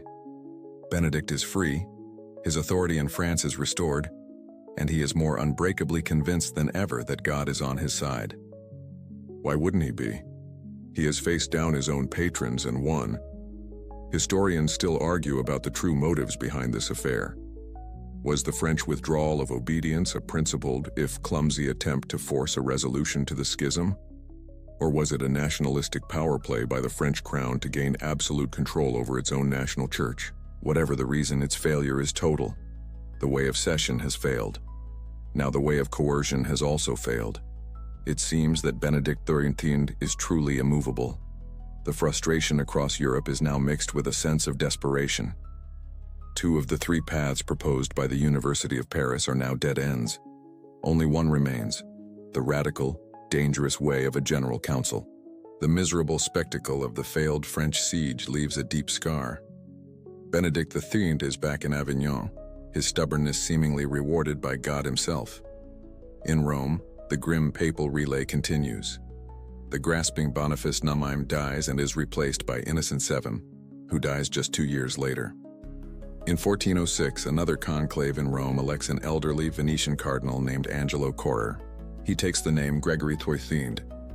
He seems pious, gentle, and most promisingly, he is elected on the most solemn and binding oath to do everything in his power to end the schism, including resigning without condition if his rival would do the same.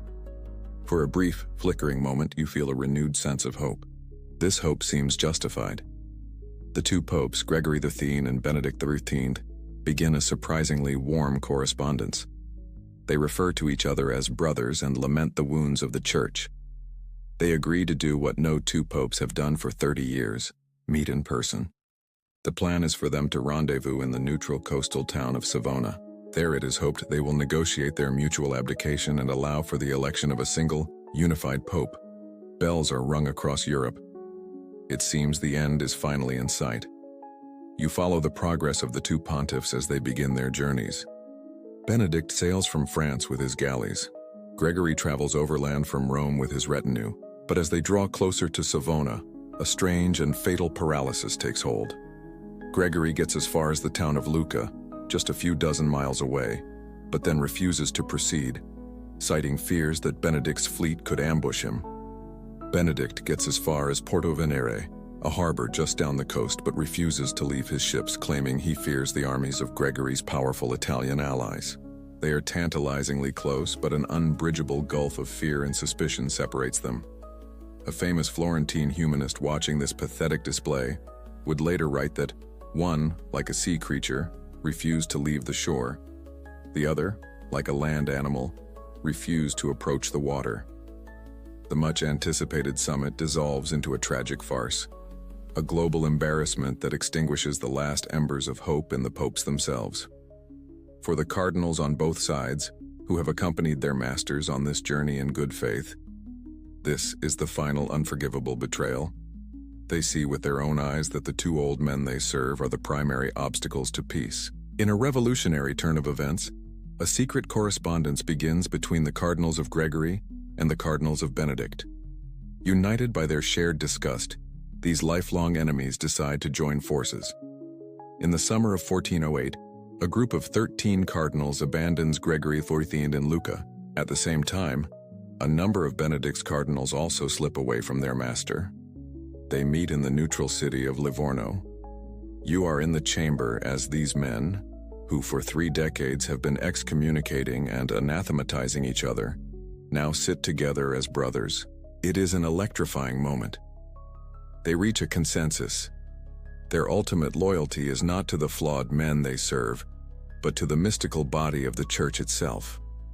and the church, they decide, must be saved from its heads. At Livorno, they make a decision that is both brave and legally audacious. They will take the future of the church into their own hands. Drawing on the radical theories of the University of Paris, they decide on their own authority to summon a general council. They issue a formal summons to all the bishops, abbots, university doctors, and princes of Christendom to meet them in the city of Pisa the following spring. There, the council itself will judge the two popes and end the schism once and for all. This is the way of a general council, no longer a theory, but a reality. They know they are on shaky legal ground. Traditionally, only a pope can call a council. But they argue that the church is in an unprecedented state of emergency.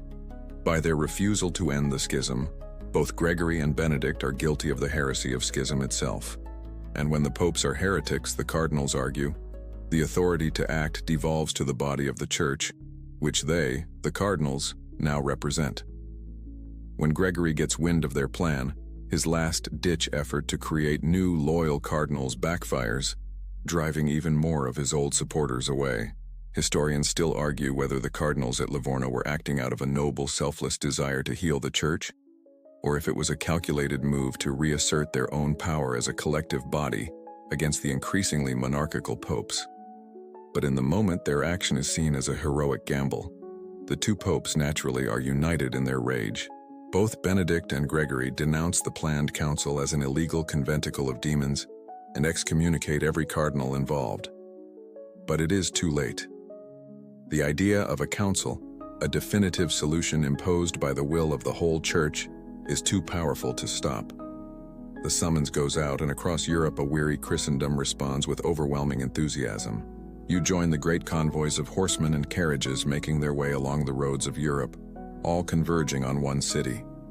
Pisa is about to become the stage for the last, best hope to end a 40-year nightmare. The year is 1409, and your journey takes you to the bustling Italian city of Pisa. The air here is electric with a feeling that has been absent for a generation: hope. From every corner of Europe, the great and the powerful have gathered. You see the magnificent retinues of over 100 bishops and archbishops, the solemn black robes of doctors from a dozen universities, and the richly dressed ambassadors of the kings of France, England, and half the princes of Germany and Italy. This is the Great Council, the last, best hope of a weary Christendom. And as you walk through the crowded streets, you can feel a palpable sense of optimism. This, everyone believes, is the beginning of the end of the schism.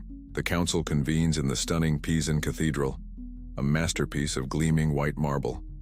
The scene inside is one of immense solemnity and purpose. The assembled cardinals, a unified body of former Romans and former Avignonese, declare that they, as representatives of the universal church, have the authority to judge the two men who claim to be its head. The council's first great act is to put Pope Gregory XIII and Pope Benedict XIII on trial.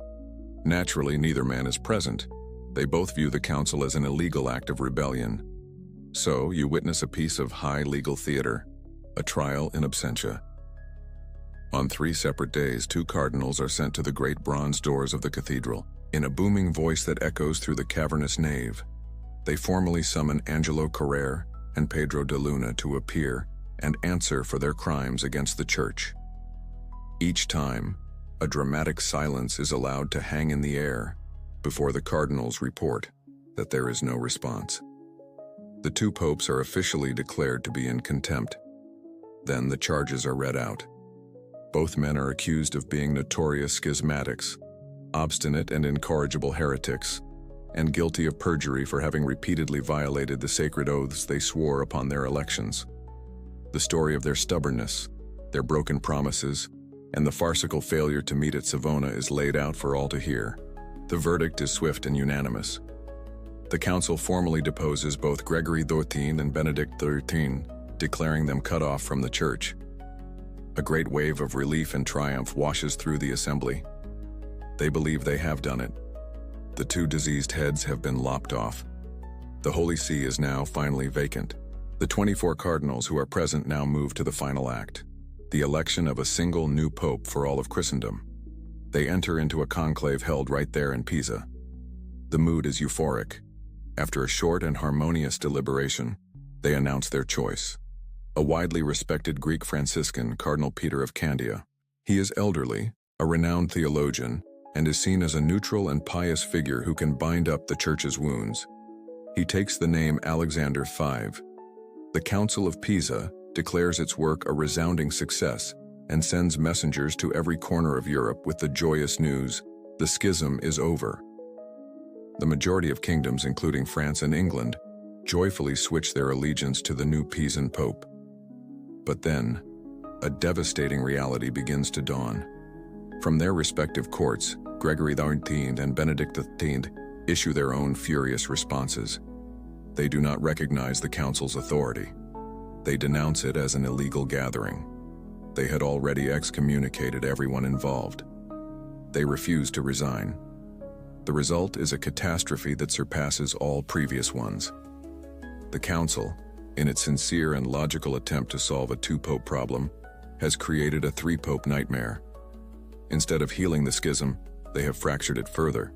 You now have a church with three heads: Gregory XIII in the Roman line still clinging to parts of Italy and Germany, Benedict XIII in the Avignonese line still stubbornly holding on to his power base in Spain and Scotland, and now Alexander V in the new Pisan line, recognized by the majority of Europe, but by no means all of it. A contemporary writer would bitterly joke that the Church was now ruled not by the Holy Trinity, but by an accursed Trinity. The new Pisan Pope, Alexander V, enjoys his troubled reign for less than a year before he dies. Immediately, vicious rumors spread that he was poisoned by his ambitious successor, a cardinal named Baldassare Cossa, a man with a dark reputation as a former soldier of fortune. While almost certainly untrue, the fact that the rumor was so widely believed tells you everything about the gangster-like political atmosphere of this new Pisan papacy. Historians still argue about the legacy of Pisa. Was it an unmitigated disaster that made things worse? Or was it a necessary first step, a failed but crucial experiment in conciliarism that paved the way for the later successful Council of Constance? In the moment, however, it is a disaster. The Pisan cardinals quickly elect a successor to Alexander, the very same Baldassare Cossa, who takes the name John XXIII. He is a military commander, not a spiritual leader. The Church is now a three-headed monster, and the well-intentioned but legally flawed Council of Pisa has made the situation exponentially worse. The mess is now so profound, so chaotic, that it will take a secular power of immense prestige and authority to force a true resolution. The Grand Assembly at Pisa, which began with such soaring hope, has ended in a wreckage of good intentions. The cardinals' bold attempt to surgically remove the two heads of the Church has resulted in a medical monstrosity. The schism has not been healed. It has mutated. You are now living in a world where the Church is a three-headed hydra, a grotesque parody of the Holy Trinity, that contemporaries are already calling the accursed Trinity. The absolute chaos that had been a theologian's nightmare for 40 years is now your lived reality. To understand this new, fractured world, you must visit the three rival popes, each clinging to a fragment of what was once a universal authority. First, you travel through the war-torn Italian countryside to find Gregory XIII, the claimant of the original Roman line. He is now a pope in name only. Abandoned by most of his cardinals and driven from Rome by his rivals, he is a fugitive. His court is a threadbare, pathetic affair, moving from town to town, entirely dependent on the protection of a few loyal Italian princes. He is a ghost at the feast, a walking relic of a claim that has all but withered away. Next, your journey takes you to the rugged coast of Spain, to the formidable sea fortress of Peñíscola. Here, perched on a rock overlooking the Mediterranean, you find the indomitable Benedict XIII. He has lost France, but he has retreated to his homeland, where the Spanish kingdoms and Scotland still recognize him as the one true pope. He is a king in a castle, ruling over a shrinking obedience, but his belief in his own legitimacy is as solid and unyielding as the rock his fortress is built on. He is isolated, but he is defiant. Finally, you return to the center of the storm, to Rome itself. Here you find the new master of the city, the Pisan Pope, John XXIII. This is Baldassare Cossa, and he is a pope like none the world has ever seen. A former military commander, his youth is shrouded in dark rumors of piracy and warfare. He is a man of action, not contemplation. He took Rome by force of arms, and his papal court feels more like a military headquarters than a spiritual center. He commands the allegiance of the majority of Europe, including France and England, and with it, the largest share of the money and power. He is the strongest of the three popes, but he is also by far the most worldly and scandalous. This three-way split creates an administrative apocalypse. If a two-pope system was a nightmare, this is a complete meltdown. In a contested border region, a single bishopric might now have three different men claiming the title. One appointed by Gregory, one by Benedict, and one by John. They excommunicate each other, battle over church lands and revenues, and leave the local flock in a state of utter confusion. The entire legal and spiritual framework of the church collapses. Whose excommunication is valid? Whose marriage annulment is legally binding? Whose absolution will save your soul? It is a system in total paralysis. The character of the Pisan Pope, John XXIII, embodies this new, chaotic era. Historians still argue about his true nature. Was he the monster of legend, guilty of every sin in the book? Or was he simply a man of his age, a ruthless Italian Renaissance prince utterly unsuited for a spiritual role he should never have been given? What is certain is that his pontificate is defined by war. His primary obsession is the military campaign to crush the last supporters of Gregory XIII in Naples. The name he chose, John XXIII, would become so tainted by his controversial reign that it was effectively erased from the papal lists. For over 500 years, no pope would dare take the name John. It was only in 1958 that a new pope, Angelo Roncalli, took the name John XXIII, a deliberate act to rehabilitate the name and officially designate Baldassare Casa as an anti-pope. The disastrous outcome of the Council of Pisa has proven one thing to all of Europe: the Church is incapable of healing itself. The cardinals tried, and they made things exponentially worse. The desperation is now palpable. The cry for another council, a true and definitive one, is deafening. But who has the power and the legitimacy to call it? The three popes will never agree. The cardinals have lost all credibility. Salvation, it is now clear, must come from outside the corrupted structures of the Church. It must come from the secular arm. And so you turn your gaze north across the Alps to Germany. A new and powerful king of the Romans has just been crowned. His name is Sigismund of Luxembourg, and he is ambitious, energetic, and he sees the chaos of the three-headed papacy, not as a crisis, but as his personal opportunity to achieve immortal fame as the man who saved Christendom. The Church is now a rudderless ship, captained by three feuding madmen drifting towards the rocks of total collapse. The cardinals' mutiny at Pisa only added a third captain to the bridge. A weary, desperate Christendom now understands that the Church cannot save itself.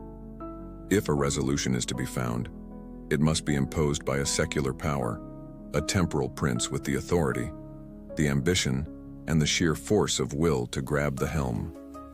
And so, your attention turns north, away from the chaos of Italy, to the heart of the Holy Roman Empire and the court of its newly crowned king, Sigismund of Luxembourg. You meet Sigismund at the height of his powers. He is king of Hungary and Bohemia, and now king of the Romans, the title for the emperor-elect. He is a colossal figure, both physically and politically.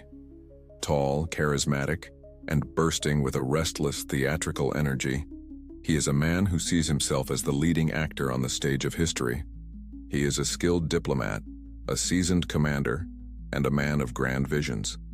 And when he looks at the pathetic three-headed schism, he sees not a tragedy, but a magnificent opportunity. The man who could heal this wound would not just be a great king. He would be the savior of Christendom, his name immortalized for all time. His motivation is a powerful and pragmatic mixture of genuine piety and colossal ambition. You can see in him a sincere belief in his sacred duty as emperor-elect to protect the Church, the spiritual foundation of his empire. But you can also see the cold calculation of a master politician. To end the schism would be the greatest diplomatic triumph of the century. It would solidify his power, earn him the unwavering loyalty of the German princes, and guarantee that a grateful, newly unified pope would place the ultimate prize, the crown of the Holy Roman Emperor, upon his head in a grand ceremony in Rome. Sigismund is a brilliant strategist. He knows that he cannot simply depose the popes by royal decree. To be seen as legitimate, any solution must come from within the church. He needs a new general council, but one with more authority than the flawed assembly at Pisa. And to give it that authority, he needs one of the three popes to officially summon it. Gregory XIII is too weak to be of any use. Benedict XIII is too stubborn to even consider it. That leaves only one viable target: the Pisan Pope, the warrior Pope, John XXIII. John is, paradoxically, both the strongest and the most vulnerable of the three claimants. He is the strongest because he has the most supporters and controls the bureaucracy of the Pisan line. His co-sponsorship would give the council a veneer of canonical legitimacy, but he is also the most vulnerable. His military campaigns in Italy are failing, he is running out of money, and his powerful allies are beginning to desert him. John XXIII is a pope on the ropes, and he is desperate for a protector. In the autumn of 1413, you are a fly on the wall at a high-stakes meeting in the Italian city of Lodi. It is here that Sigismund, exuding all his imperial charm, meets with the desperate Pope John. Sigismund offers the Pope a deal. He will become John's official protector, use his imperial might to crush John's enemies, and recognize him as the one true Pope. The price for this alliance is simple. John must agree to jointly summon a new great council of the church. John, seeing a political lifeline, agrees. But then Sigismund springs the trap. The council, he insists, cannot be held in Italy, where John could pack it with his Italian supporters. It must be held north of the Alps in an imperial city, where Sigismund himself can guarantee its freedom and security. He proposes the lakeside city of Constance. John knows he is being outmaneuvered, but he has no choice. He agrees, gambling that his own cleverness and political skill will allow him to control the council once it convenes. It is a fatal miscalculation. A few months later, you follow the vast papal entourage on its miserable winter journey across the Alps. As John's carriage is being hauled through a snowy pass, it overturns, tipping the Pope into a deep snowdrift. As his attendants scramble to pull him out, he is heard to mutter, "Here I lie in the devil's name. I should have stayed in Bologna." It is a moment of dark comedy, a perfect omen for the disaster that awaits him. The great summons now goes out across Europe, bearing the seals of both Pope John XXIII and Sigismund, King of the Romans. This is not going to be another Pisa. This is an invitation with the full weight of the empire behind it, an invitation that cannot be refused.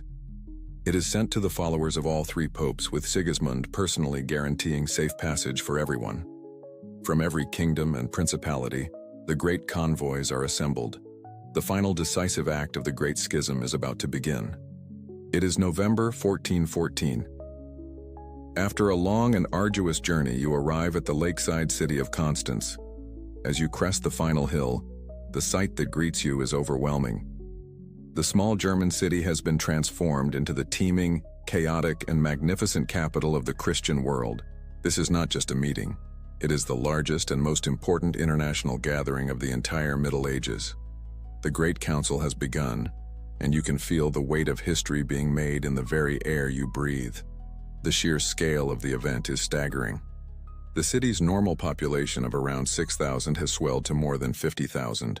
You navigate streets thronged with a dizzying cross-section of humanity. You see the crimson robes of 29 cardinals, the rich vestments of nearly 200 bishops and archbishops, and the sober habits of more than 100 abbots. You see the brilliant, argumentative doctors of theology from Europe's great universities. You see the secular powers in all their glory, the magnificent entourage of Sigismund, King of the Romans, with 1,000 knights in his train, and the glittering embassies of every kingdom from England to Poland. And everywhere you see the vast ecosystem that supports such a gathering.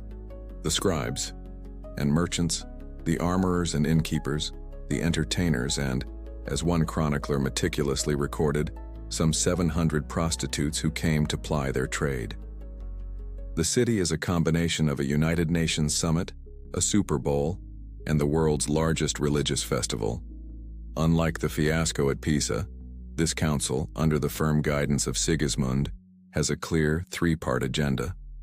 First and above all is the causa unionis, to end the Great Schism. Second is the causa fidei, to address the challenge of heresy, with a particular focus on the Bohemian reformer Jan Hus, who has been summoned to Constance to defend his teachings. Third is the causa reformationis, to reform the Church in its head and members, tackling the deep-seated corruption that everyone knew was the root cause of the crisis. You witness the grand arrivals of the Council's main protagonists. Pope John XXIII enters with all the pomp and ceremony of a ruling pontiff, accompanied by a vast retinue of Italian bishops. He fully expects to preside over this assembly and to be confirmed as the one true pope. Then, on a bitterly cold Christmas Eve, Sigismund makes his own unforgettable entrance. You are in the crowded cathedral for midnight mass. At the moment the gospel is to be read, the king himself, tall and imperious, strides to the altar. In a masterful piece of political theater, he dons the vestments of a deacon, an ancient symbolic role of the emperor, and in his powerful voice, reads the sacred text to the congregation. The message is unmistakable. A secular power, an emperor in waiting, is in command here. The first great battle of the council is not about the popes but about procedure, and its outcome will seal John XXIII's fate. John and his followers have assumed that all votes will be cast per capita, by a simple head count. With his hundreds of loyal Italian bishops, this would give him an automatic majority. But the German and English delegations, inspired by the theologians from Paris, propose a revolutionary new system, voting per nationum, by nation. The council is organized into 4 distinct voting blocks: the Italians, the French, the Germans, a vast group that includes Poland, Hungary, and Scandinavia, and the English. A fifth, the Spanish, will be added later. Each nation will debate an issue internally, then cast a single block vote. For any measure to pass, it must win a majority of these national votes. In a single, brilliant stroke, John XXIII's greatest advantage, his numerical superiority, is completely erased. His massive Italian delegation now carries the exact same weight as the tiny English one. Historians still argue about the primary driver of the nation system of voting. Was it an early flowering of national consciousness, a sign that the old, unified idea of Christendom was giving way to the modern world of nations? Or was it simply a clever, pragmatic political trick designed for the specific purpose of breaking the Italian stranglehold and deposing John XXIII? Whatever the reason, John realizes with a dawning, icy horror that he has been completely outmaneuvered. He is not presiding over this council, he is its prisoner. Worse still, the council, feeling its own power, begins to openly discuss the ugly rumors about John's past, his career as a ruthless soldier, his alleged corruption, his scandalous personal life. The Pope who had arrived as the council's convener is rapidly becoming its defendant. The mood turns against him. You see him walking the halls of his residence, the confident swagger replaced by the haunted, desperate look of a man who knows he has walked into a trap. You are in Constance in the spring of 1415. The council, under the firm hand of Sigismund and the new by-nation voting system, has turned decisively against its convener, Pope John XXIII. The air is thick with accusations of his past crimes, and John knows it is only a matter of time before he is formally put on trial and deposed. Panic sets in. He concocts a desperate plan. If he escapes from Constance, he can claim he was under duress. From a safe distance, he can then declare the council dissolved, arguing that a council is not valid without the Pope's presence. The escape is pure theater. On March 20th, a grand jousting tournament is held in a field just outside the city walls. It is a major social event, and almost everyone, including Sigismund himself, is there, their attention fixed on the spectacle of knights and horses. While the crowd is roaring at the joust, you see a single, inconspicuous figure slipping out of a small city gate.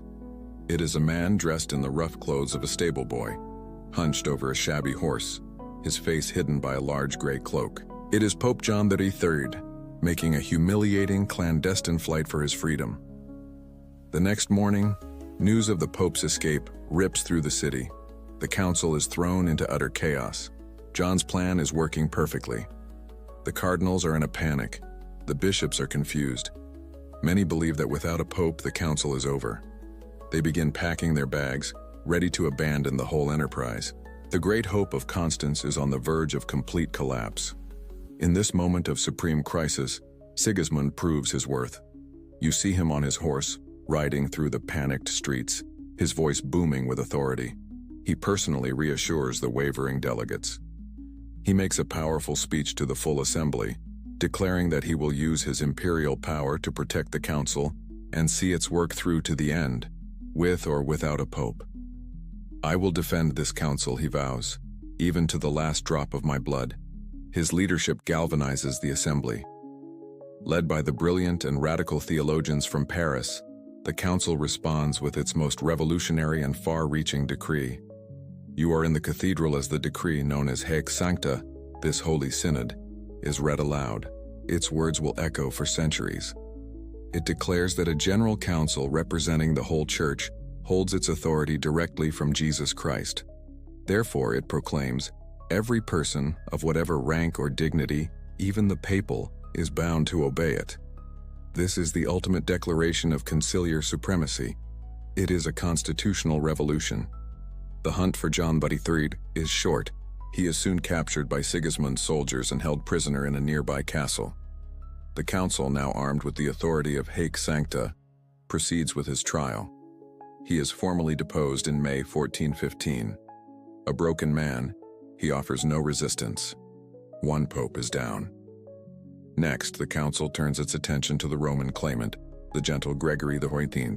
Sigismund enters into careful negotiations. Gregory, old and with little support left, agrees to a dignified exit. In a piece of brilliant diplomacy that allows the Roman line to save face, Gregory is permitted to first issue a bull that, in his eyes, officially convokes the council, giving it the papal legitimacy he believed it lacked.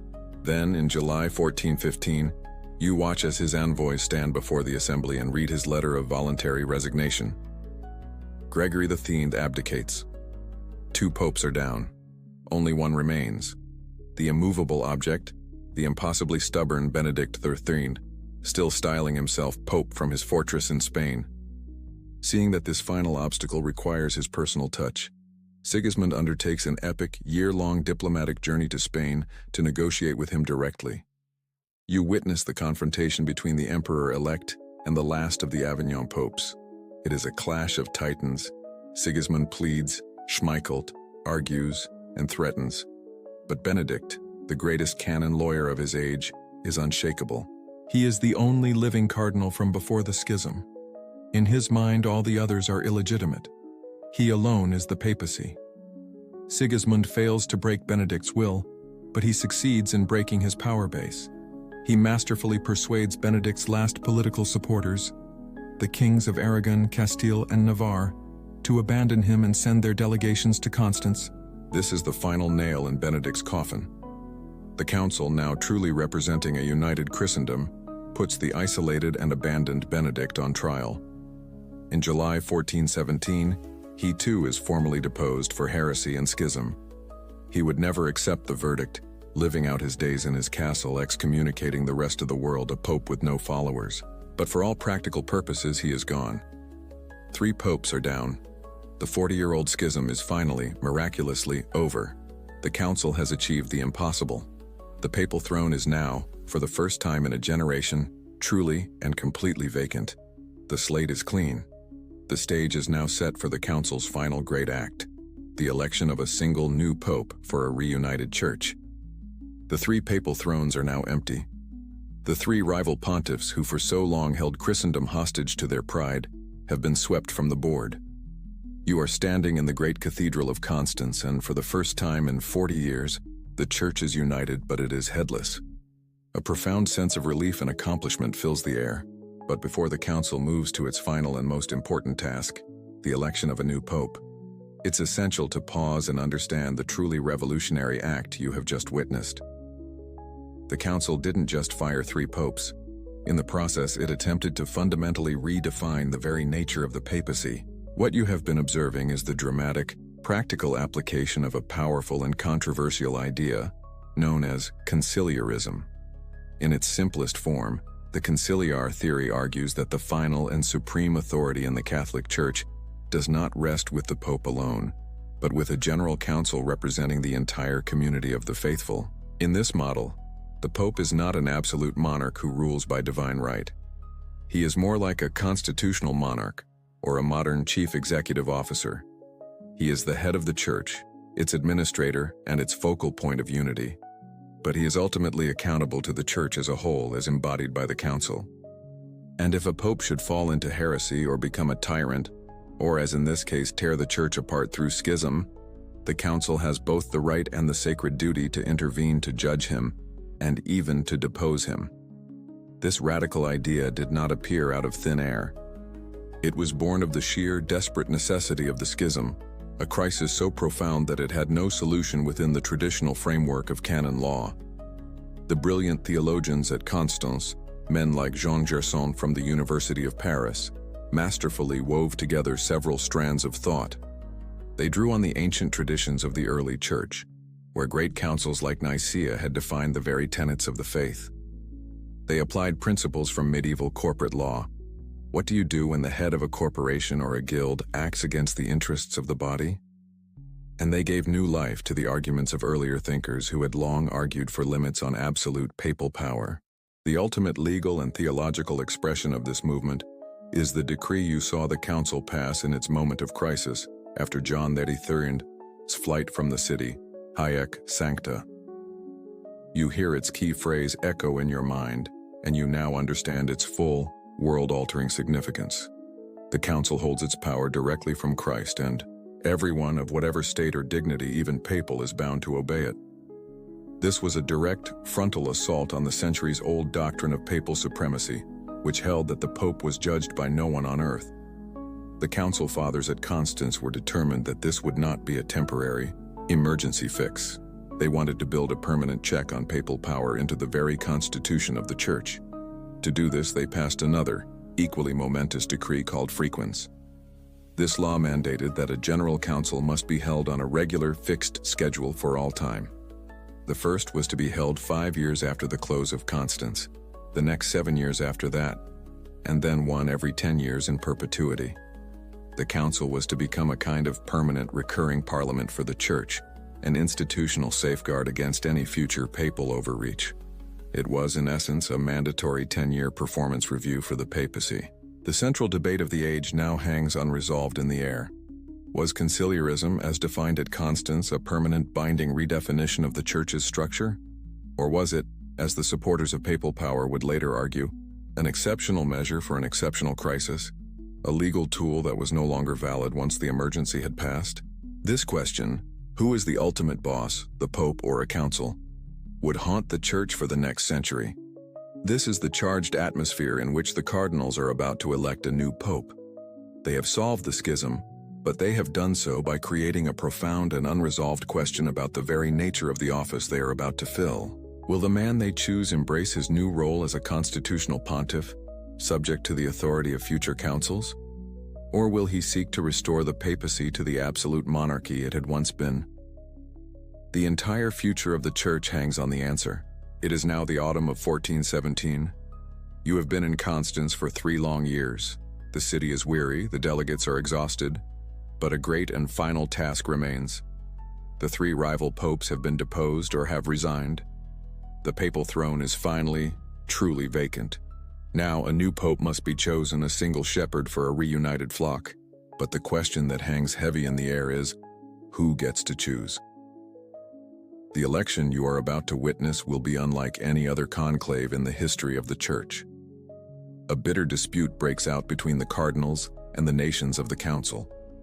The 23 cardinals present insist that the right to elect the Pope belongs to them and them alone. It is their ancient and sacred privilege. But the representatives of the nations are deeply suspicious. You hear their arguments in the heated debates.